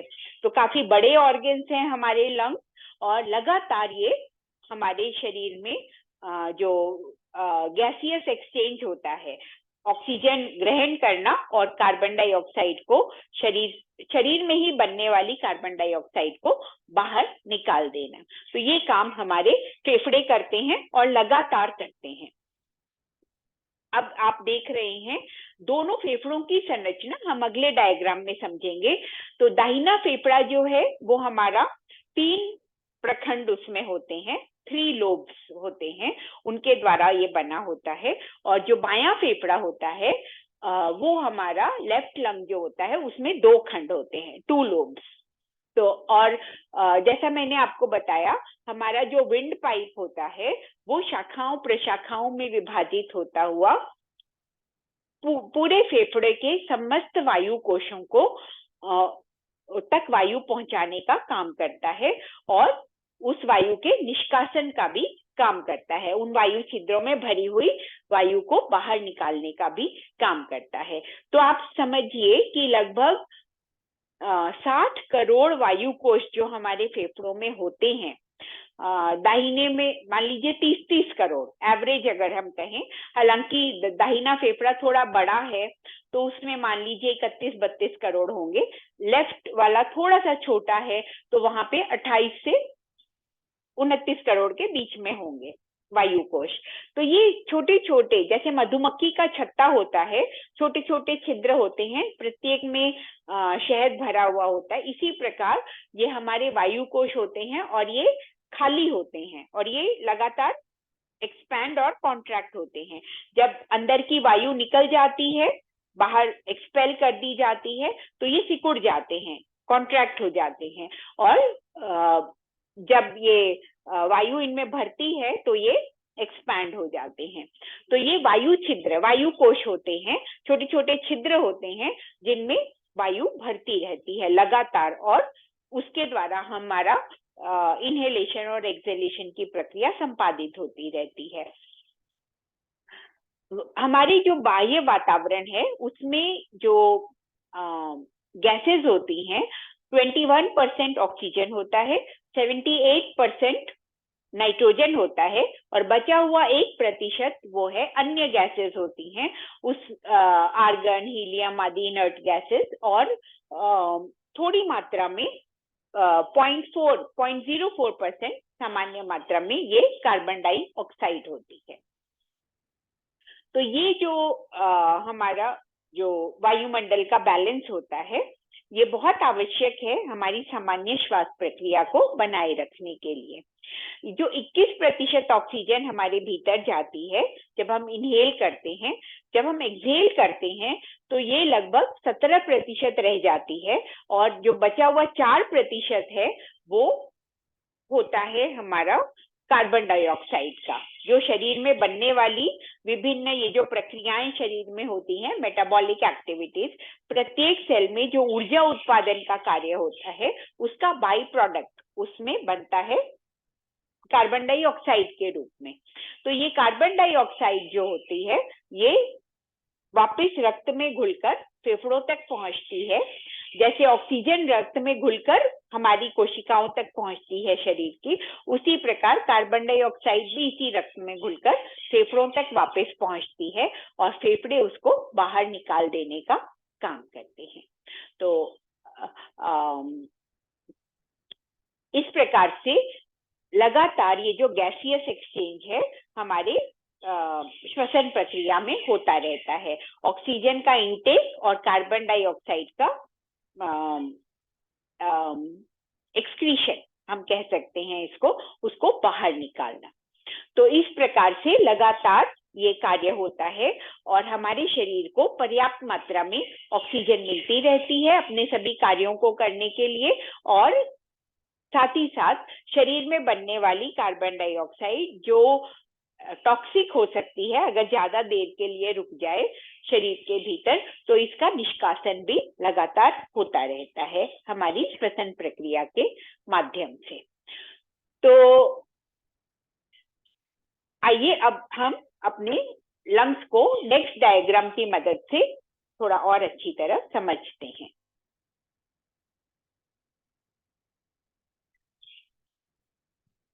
नेक्स्ट डायग्राम दे दे नेहा बहन। जी जी दीदी।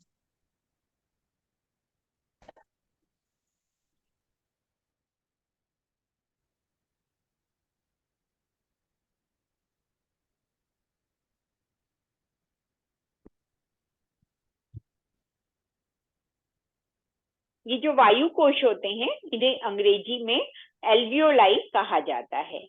एक सिंगल कहेंगे तो एल्वियोलस, पर ये बहुत करोड़ों की संख्या में होते हैं, इन्हें एल्वियोलाई कहा जाता है। तो यहाँ पर आप अपने फेफड़ों को देख पा रहे हैं। जो दाहिने हाथ की तरफ एक्चुअली बायां फेफड़ा है, ये आप देख रहे हैं, ये बाहर, इसको बाहर से दिखाया गया है, और जो राइट लंग है आपके लेफ्ट हैंड साइड में, उसका cross section, vertical cross section आपको दिखाया गया है। और आप देख रहे हैं रिब केज भी, जो इसको सुरक्षा प्रदान करने वाला है, उसको भी आप साइड में अपनी रिब्स को 12 जो रिब्स होती हैं उनको भी आप देख पा रहे हैं। और बीच में जो डार्क ब्लू कलर में है वो आपकी ट्रैकिया है या ब्रोंकस है, और दोनों फेफड़ों में जाती हुई ये ट्रैकियोल्स या ब्रोंकियोल और प्रशाखाओं में विभाजित होते हुए आप अपने राइट लंग में इसको देख पा रहे हैं। दोनों लंग में इसी प्रकार होती हैं, और यहाँ पे बहुत कम दिखाया गया है।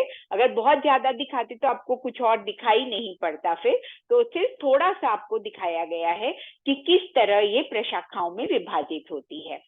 तो प्रत्येक, जैसे अंगूर एक छोटी सी शाखा से जुड़ा होता है गुच्छे में, उसी प्रकार हमारे शरीर के जो हमारे लंग्स के जो करोड़ों वायु कोश होते हैं, एक एक प्रशाखा के साथ जुड़े होते हैं। इस वायु नली की या ब्रोंकियोल्स की प्रशाखाओं के साथ जुड़े होते हैं। प्रत्येक वायु कोश में वायु पहुंचाने का काम ये विंड पाइप की प्रशाखाएं ही करती हैं। नीचे की ओर आप डायफ्राम देख रहे हैं रेड कलर में, और इसको मैं एक्सप्लेन कर चुकी हूँ कि कैसे इसकी गति के द्वारा जो है, अभी आप देख रहे हैं इसको रिलैक्स फॉर्म में, तो ऊपर की ओर उठा हुआ है। जब ये नीचे की ओर जाता है तो उस समय इनहेलेशन होता है, और जब ये इस पोजीशन में आता है तो ये एक्सहेलेशन की अवस्था होती है। तो ये डायफ्राम आप देख पा रहे हैं।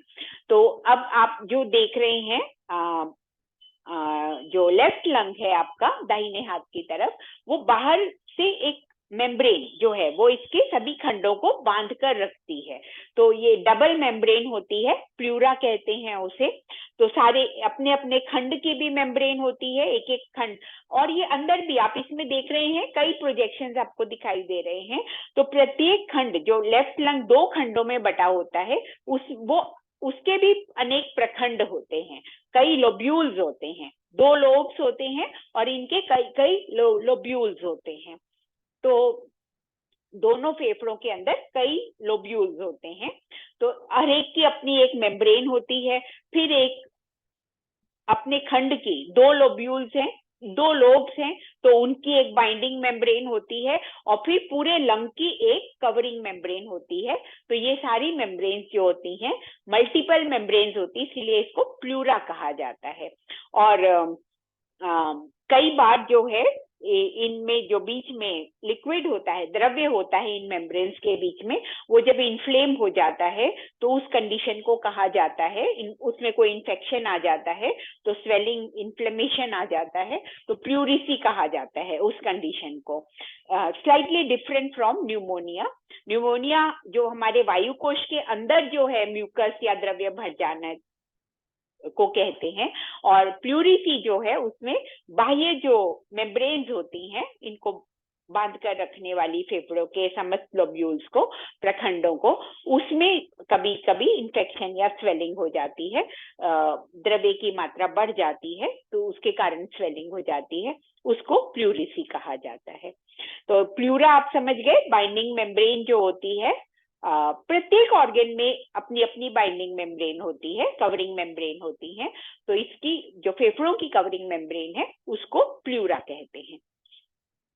आइए अब जो है हम इसको वायु कोशों को समझते हैं। नीचे छोटे छोटे आपको लाल अंगूर दिखाई दे रहे हैं, जो आपका वर्टिकल क्रॉस सेक्शन है राइट लंग का, उसमें बाएं हाथ की तरफ।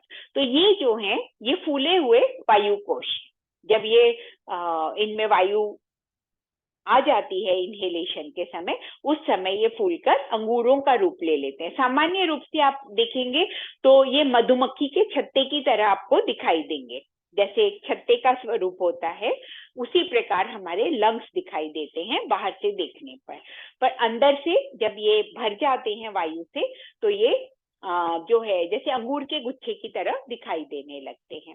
जैसे मैंने आपको बताया प्रत्येक अंगूर एक छोटी सी शाखा से, गुच्छे से जुड़ा होता है, उसी प्रकार हमारे प्रत्येक वायु कोश के भीतर ये वायु नली की प्रशाखाएं पहुंचती है और वायु के आवागमन के लिए।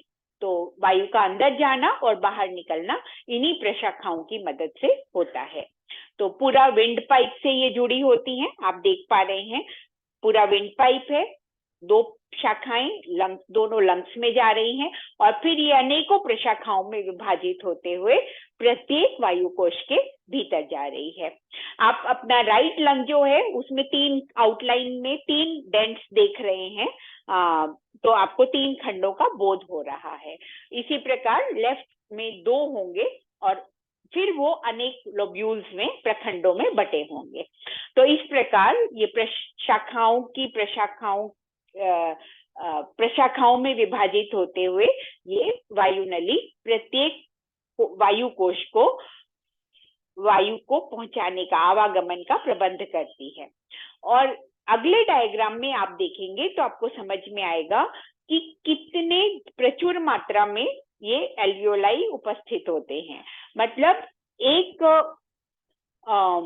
आप क्या कहेंगे कि मिलीमीटर का क्यूब अगर आप बनाएं, कितना होगा, छोटी सी ड्रॉप से भी छोटा होता है। एक पानी की बूंद जो होती है, आप अपनी उंगली से एक पानी की बूंद गिराएं पानी लेकर, उससे भी छोटा होता है क्यूबिक मिलीमीटर।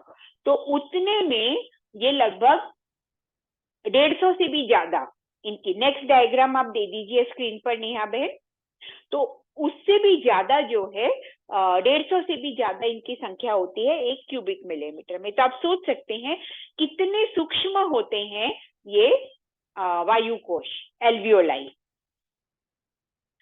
और पूरा फेफड़ा जो है हमारे वो रक्त वाहिनियों से आच्छादित होता है।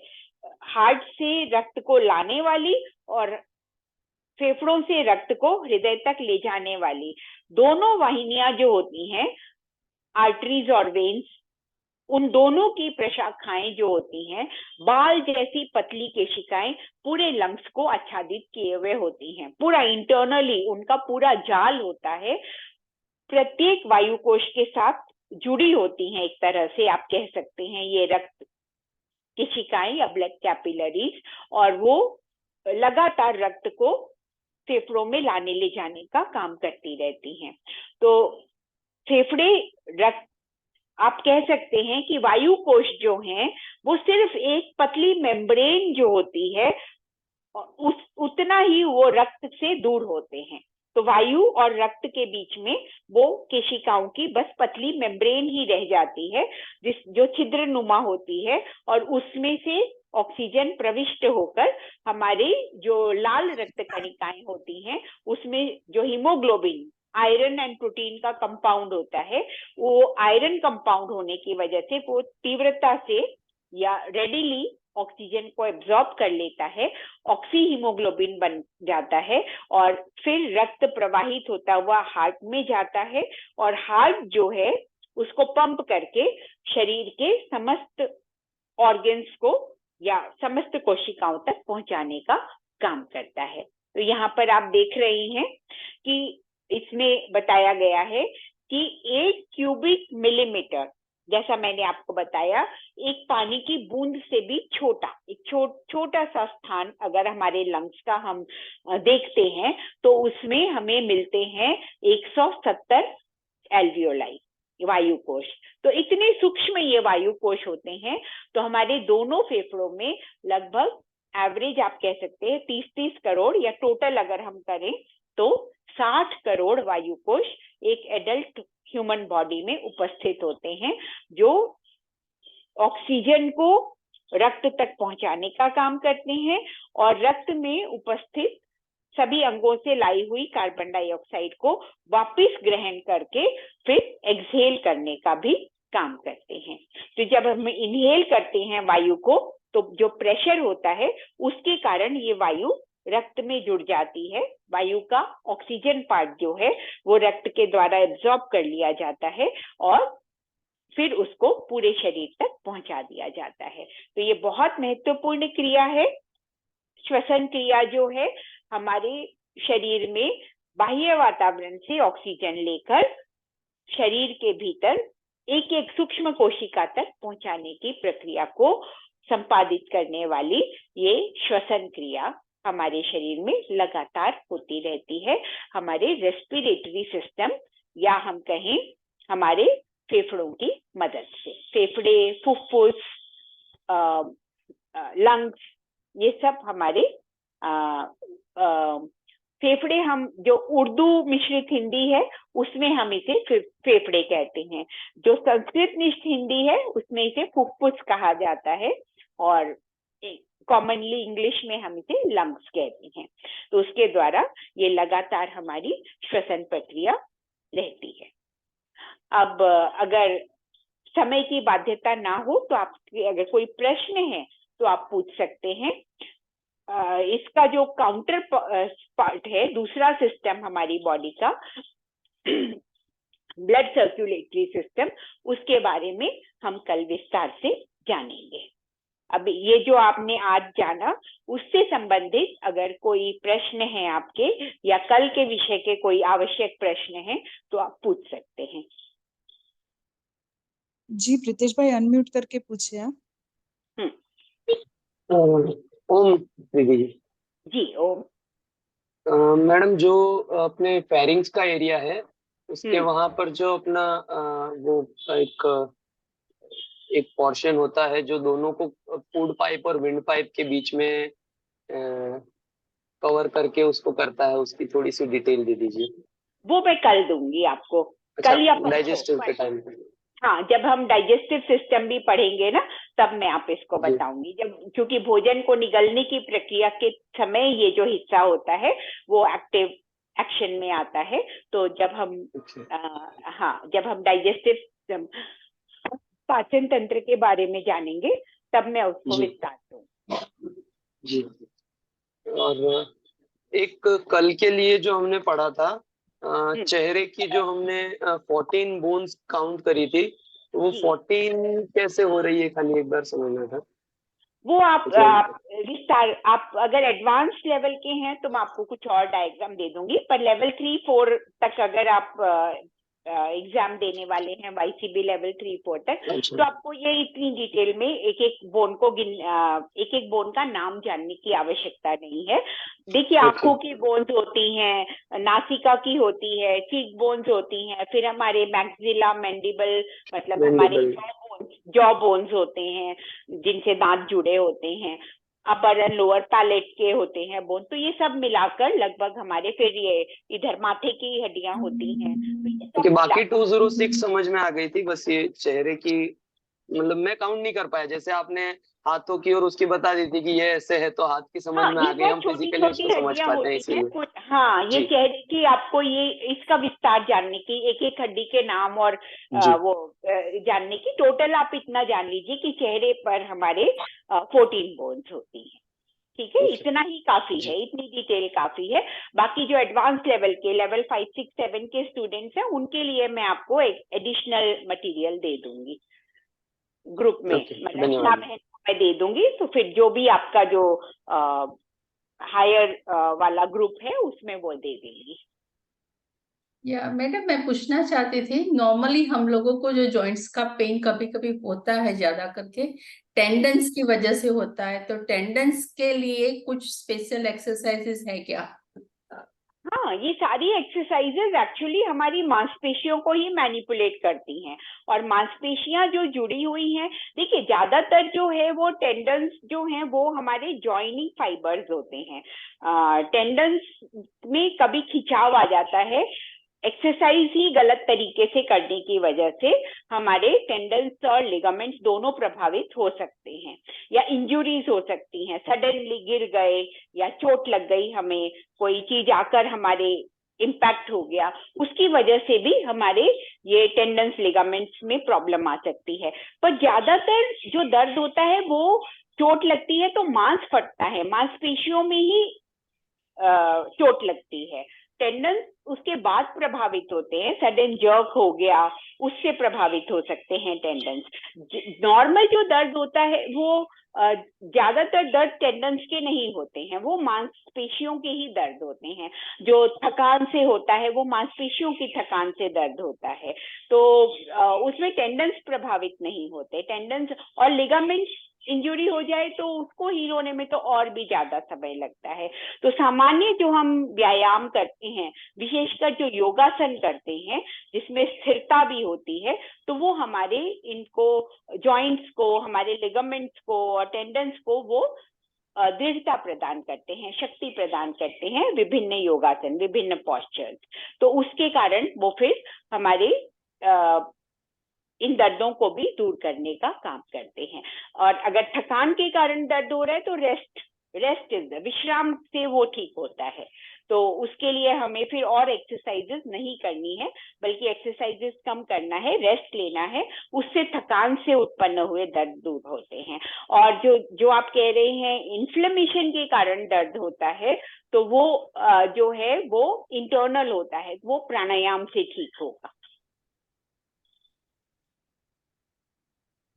हेलो मैम, ओम। जी ओम। बहुत अच्छे से समझाया आपने। मैं पूछना चाहती हूँ, लिगामेंट की वजह से जो दर्द होता है, किसी का लिगामेंट का प्रॉब्लम हुआ हो तो रिकवरी के बाद मतलब उसको आसन योगासन वो कैसे करने चाहिए, और हाँ, वो थोड़ा। एक तो धीरे धीरे करने चाहिए। आपका शरीर आपको इंडिकेशंस देता है पेन के रूप में।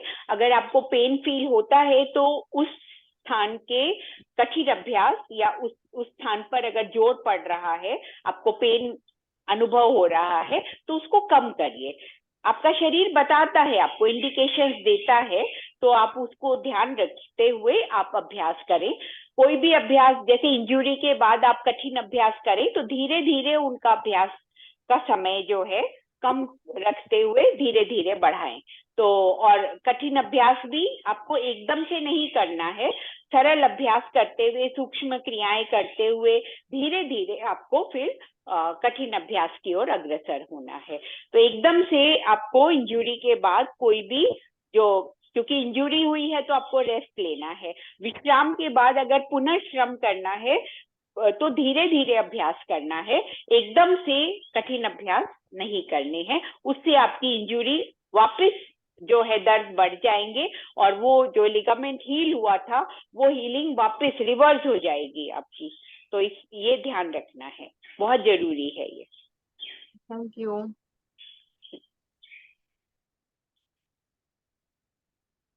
जी मैं बात रोग में प्राणायाम कैसे उपयोगी है? जैसे कपालभाति भी उपयोगी है, बहुत सारे लोगों को पूरे शरीर में वो बात रोग हो जाता है, ज्वाइंट हाँ, जाता है। मैंने बताया ना, वात रोग है अगर हमारा, तो ज्यादातर जो जॉइंट पेन है या आर्थराइटिस आदि हैं जिनके कारण दर्द अनुभव होता है हमारे जोड़ों में, मसल्स में, तो वो आर्थराइटिस के कारण अगर है, वात कुपित होने के कारण है, तो उसमें प्राणायाम जो हम करते हैं, जैसा मैंने आपको कहा, कोई भी इंटरनल हमारे जो बायोकेमिकल्स हैं, जो भी हॉर्मोन्स हैं या एंजाइम्स हैं या अन्य जो भी हमारे शरीर में बनने वाले अंदर बायोकेमिकल्स हैं, वो सब अगर संतुलित रहेंगे तो हमारे वात पित्त कफ भी संतुलित रहेंगे। तो कपालभाति संतुलन देता है। और जो वेस्ट मैटर है, कई बार वेस्ट मैटर एक्यूमुलेट होने के कारण भी रोग उत्पन्न होते हैं, उनके निष्कासन का काम भी करता है। तो इसीलिए कपालभाति प्राणायाम जो है वो बहुत महत्वपूर्ण है। फिर हार्मोन्स बैलेंस रहें उसके लिए अनुलोम विलोम भी बहुत महत्वपूर्ण है। तो ये दो मुख्य प्राणायाम, और अन्य जो भी हम प्राणायाम करते हैं अलग अलग स्थानों पर प्रभाव डालते हैं। जैसे जैसे हम आगे बढ़ेंगे अलग अलग प्राणायाम का प्रभाव भी मैं आपको बताऊंगी, पर मुख्य रूप से कपालभाति और अनुलोम विलोम। अगर आपको हड्डियों की, मांसपेशियों की समस्या है तो निश्चित रूप से कपालभाति का अभ्यास का समय बढ़ाना होगा, और अनुलोम विलोम साधारणतः हम 15 मिनट करते हैं तो वो उतना 15 से 20 मिनट पर्याप्त है। पर कपालभाति जो है कम से कम हमें आधे घंटे का समय लेकर अभ्यास करना होगा, और उसके बाद हम उसका प्रभाव देखेंगे। तो अंदर हमारे जब अंदर के जो केमिकल्स है वो जैसे जैसे संतुलित होते जाएंगे वैसे वैसे हमारा वात का संतुलन भी होता जाएगा, और वात, कुपित वात जो है वो सामान्य वात जब सामान्य हो जाएगा तो हमारे ये दर्द आदि भी दूर हो जाएंगे। तो ये जो इंटरनल फिजियोलॉजी आयुर्वेदी से वात पित्त कफ के रूप में देखता है, त्रिदोषों के रूप में देखता है, और जो अंदर के जो हमारे टिश्यू हैं उसे सप्त धातुओं के रूप में देखता है। पर हमारे जो मॉडर्न मेडिकल साइंस है वो इसको अलग अलग हार्मोन्स और अलग अलग दूसरे अन्य केमिकल्स रूप में देखती है। तो वहां पर थोड़ा सा आपको मतलब इसमें कोऑर्डिनेट करना पड़ेगा। आप वात को अगर इनर केमिकल्स के साथ करना चाहो तो वो जो एसिडिक बैलेंस, हमारा मॉडर्न मेडिकल साइंस कहेगा एसिड बढ़ने के कारण जो है वो, और आयुर्वेद कहता है वात बढ़ने के कारण। तो एसिड बढ़ता है, जब एसिड अल्कली बैलेंस हमारे बॉडी का इम्बैलेंस हो जाता है, वो गड़बड़ हो जाता है, तो उसके कारण भी वात बढ़ती है। और वात बढ़ने के कारण फिर ये वात कुपित होने के कारण जो है ये हमारे जोड़ों में जब घुसती है, वात, देखिए वात मूविंग है, वात जो है वो घूमता रहता है। जो भी खाली स्थान होते हैं, जैसे हमारे हड्डियों के या जॉइंट्स जो बीच में है वहां खाली स्थान है, वहां घुस जाता है बहुत आसानी से। तो वो उनको, और वात की प्रकृति होती है सुखाने की, तो वो सुखा देता है। तो ग्रीस जो होती है या फ्लूइड जो होता है, तैलीय द्रव्य जो होता है हमारे जॉइंट्स में, जब वो सूखता है तो फिर फ्रिक्शन बढ़ने के कारण हमें इन्फ्लेमेशन भी होता है और पेन भी होता है उसके कारण। तो ये अलग अलग कारण है इसके। तो सामान्य रूप से आप ये समझ सकते हैं कि वात कुपित होने के कारण विभिन्न प्रकार के ये जो जॉइंट पेन्स और आर्थराइटिस आदि रोग हैं वो उत्पन्न होते हैं, और जिसके कारण हमें दर्द का अनुभव होता है। और चोट आदि होती है तो भी उसमें भी हमारा जो है फ्लूइड जो है वो उसको हील करने के लिए बॉडी एक्चुअली उस फ्लूइड को इकट्ठा करती है उस स्थान पर, एक कुशनिंग भी हो जाती है, और उस फ्लूइड के माध्यम से कई केमिकल्स भी वहां तक पहुंच जाते हैं जो उसको हील करने का काम करते हैं। तो जब गिरते हैं, चोट आदि लगती है, तो आप देखेंगे स्वेलिंग आ जाती है, तो वहां पे फ्लूइड एक्यूमुलेट होता है थोड़ा सा, और उसके माध्यम से शरीर उसको हील करने का काम करता है। जैसे बुखार भी, जब बॉडी का टेम्परेचर इंक्रीज होता है हमारा, तो उसमें ब्लड सर्कुलेशन भी थोड़ा तीव्र होता है, और बॉडी की हीलिंग भी, इंटरनल हीलिंग जो होती है वो प्रोसीजर भी अपने आप बॉडी उसको तेज कर देती है। तो उसके कारण हमें बाहर से फीवर महसूस होता है, मगर इंटरनल हीलिंग साथ साथ उस फीवर की प्रक्रिया में वो भी तीव्रता पूर्वक हो रही होती है। तो कई बार ये जो फीवर होता है बाहर से हमें वो रोग का कारण लग सकता है, मगर अंदर से बॉडी उसके माध्यम से बॉडी को हील कर रही होती है, अब स्वयं को हील कर रही होती है। धन्यवाद, धन्यवाद मैम जी जी, धन्यवाद आदरणीय दीदी जी का, बहुत अच्छे से समझाया। अब जिन लोग ने पहले नहीं पढ़ा है कभी शरीर विज्ञान को, उनको लग रहा होगा ना कि कितनी सारी चीजें, कितना बड़ा मैकेनिज्म हमारे स्वयं के अंदर चल रहा है ना। तो हम धीरे धीरे ये एक सप्ताह में दीदी जी के साथ उसको समझने का प्रयास करेंगे, और आप सबका संतुष्टिपूर्ण उत्तर भी दिया है सबकी शंकाओं का। तो मैं दीदी जी का अंतःकरण पूर्वक धन्यवाद व्यक्त करती हूँ, और निवेदन करती हूँ कि आज की कक्षा को शांति पाठ के साथ पूर्ण किया जाए। जी, आइए सभी सीधे बैठेंगे, दोनों हाथ घुटनों पर ध्यान मुद्रा में, लंबी श्वास लेते हुए पहले ओम और फिर साथ ही शांति पाठ। ओम द्यौ शांतिरंतरिक्षं शांति पृथिवी शांतिरापः शांतिरोषधयः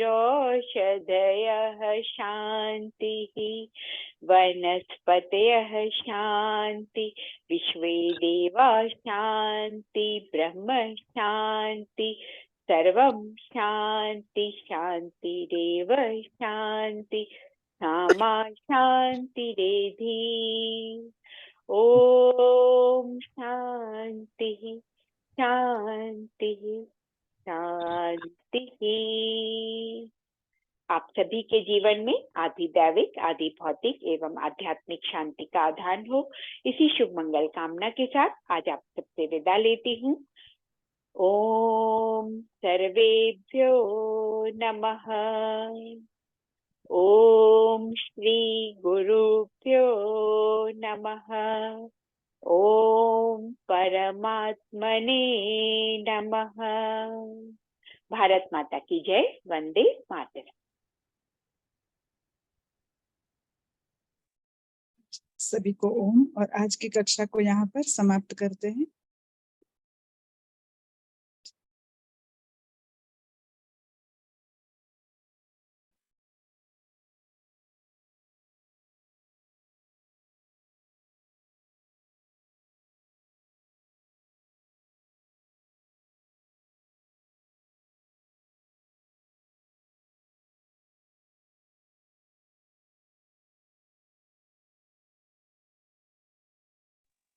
ओम प्रांजलि बेन।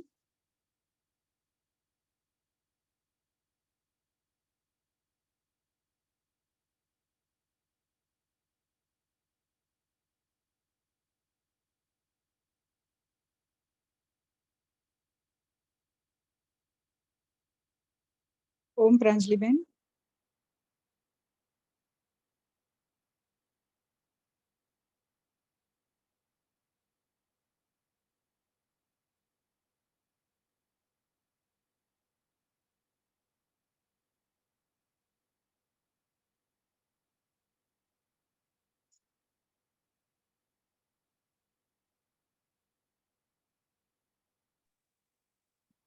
नेहा बेन। हाँ ओम रश्मि बेन। हाँ बोलो। હા આમાં છે ને રેકોર્ડિંગ મેં સ્ટોપ કર્યું પણ સ્ટોપ નથી થઈ રહ્યું એટલે પ્રાંજલિબેને સ્ટાર્ટ કર્યું હતું તો એમને સ્ટોપ કરવું પડશે નહીતર સેવ નહીં થાય કદાચ हाँ કઈ तो હું પ્રોબ્લેમ। ફોન કરું એને। હા હા પ્રાંજલિબેનને કોને જરા। हाँ हाँ હું ફોન કરું। હા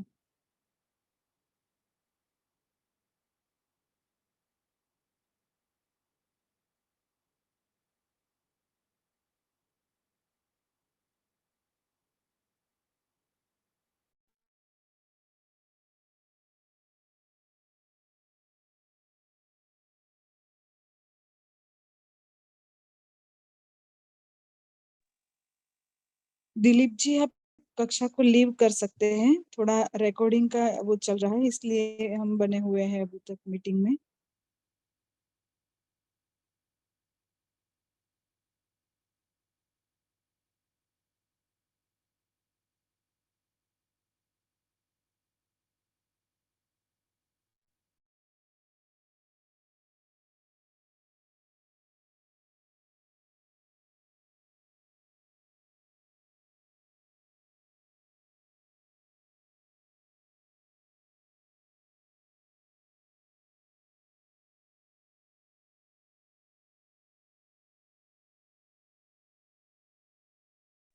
हेलो नेहा बेन।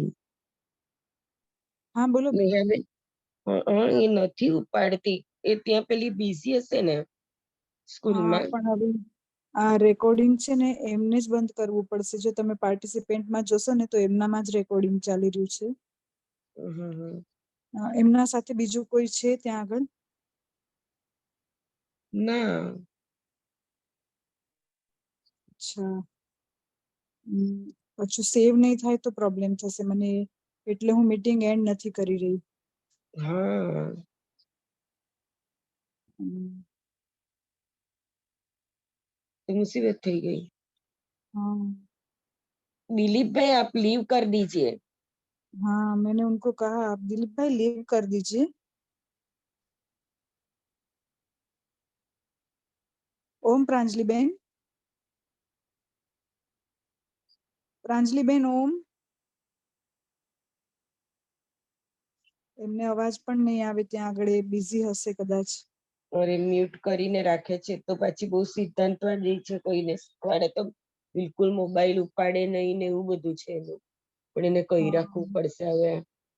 હા એમને કેવું પડશે કે તમે ખાલી એકવાર છે ને 8:15 પછી એકવાર 8:15 થી 8:20 ના વચ્ચે જોઈ લેજો। હવે કેવી રીતે કહીએ। ના હસબન્ડ નો નંબર પણ નથી મારી પાસે। હમ હું એન્ડ કરી દઉં મીટિંગ તો પછી રશ્મિબેન 1 મિનિટ સેવ થઈ જ જશે કદાચ તો. રેકોર્ડિંગ થઈ જશે ને? 1 મિનિટ લગભગ તો થઈ જ જશે. હા આમાં તો કોઈ ઓપ્શન દેખાતું નથી. 1 મિનિટ 1 મિનિટ.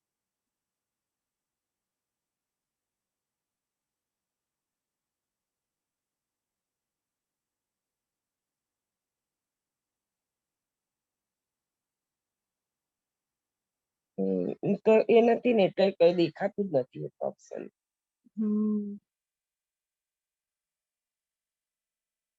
કેટલું સરસ દીદીએ સમજાવ્યું ને આજે. અરે મને તો છે ને હમણાં જરાક ઝોકું આવી ગયેલું. નેહાબેન આજે છે ને સૂતી જ નથી રાત્રે. હા પછી વાત કરીએ, આપણે રેકોર્ડિંગ ચાલુ છે. હા એટલે મને બંધ લાગે છે કરી દો થઈ પણ જશે રશ્મિબેન, હું બંધ કરી દઉં હે ને? મને તો એવું લાગે થઈ જ જશે.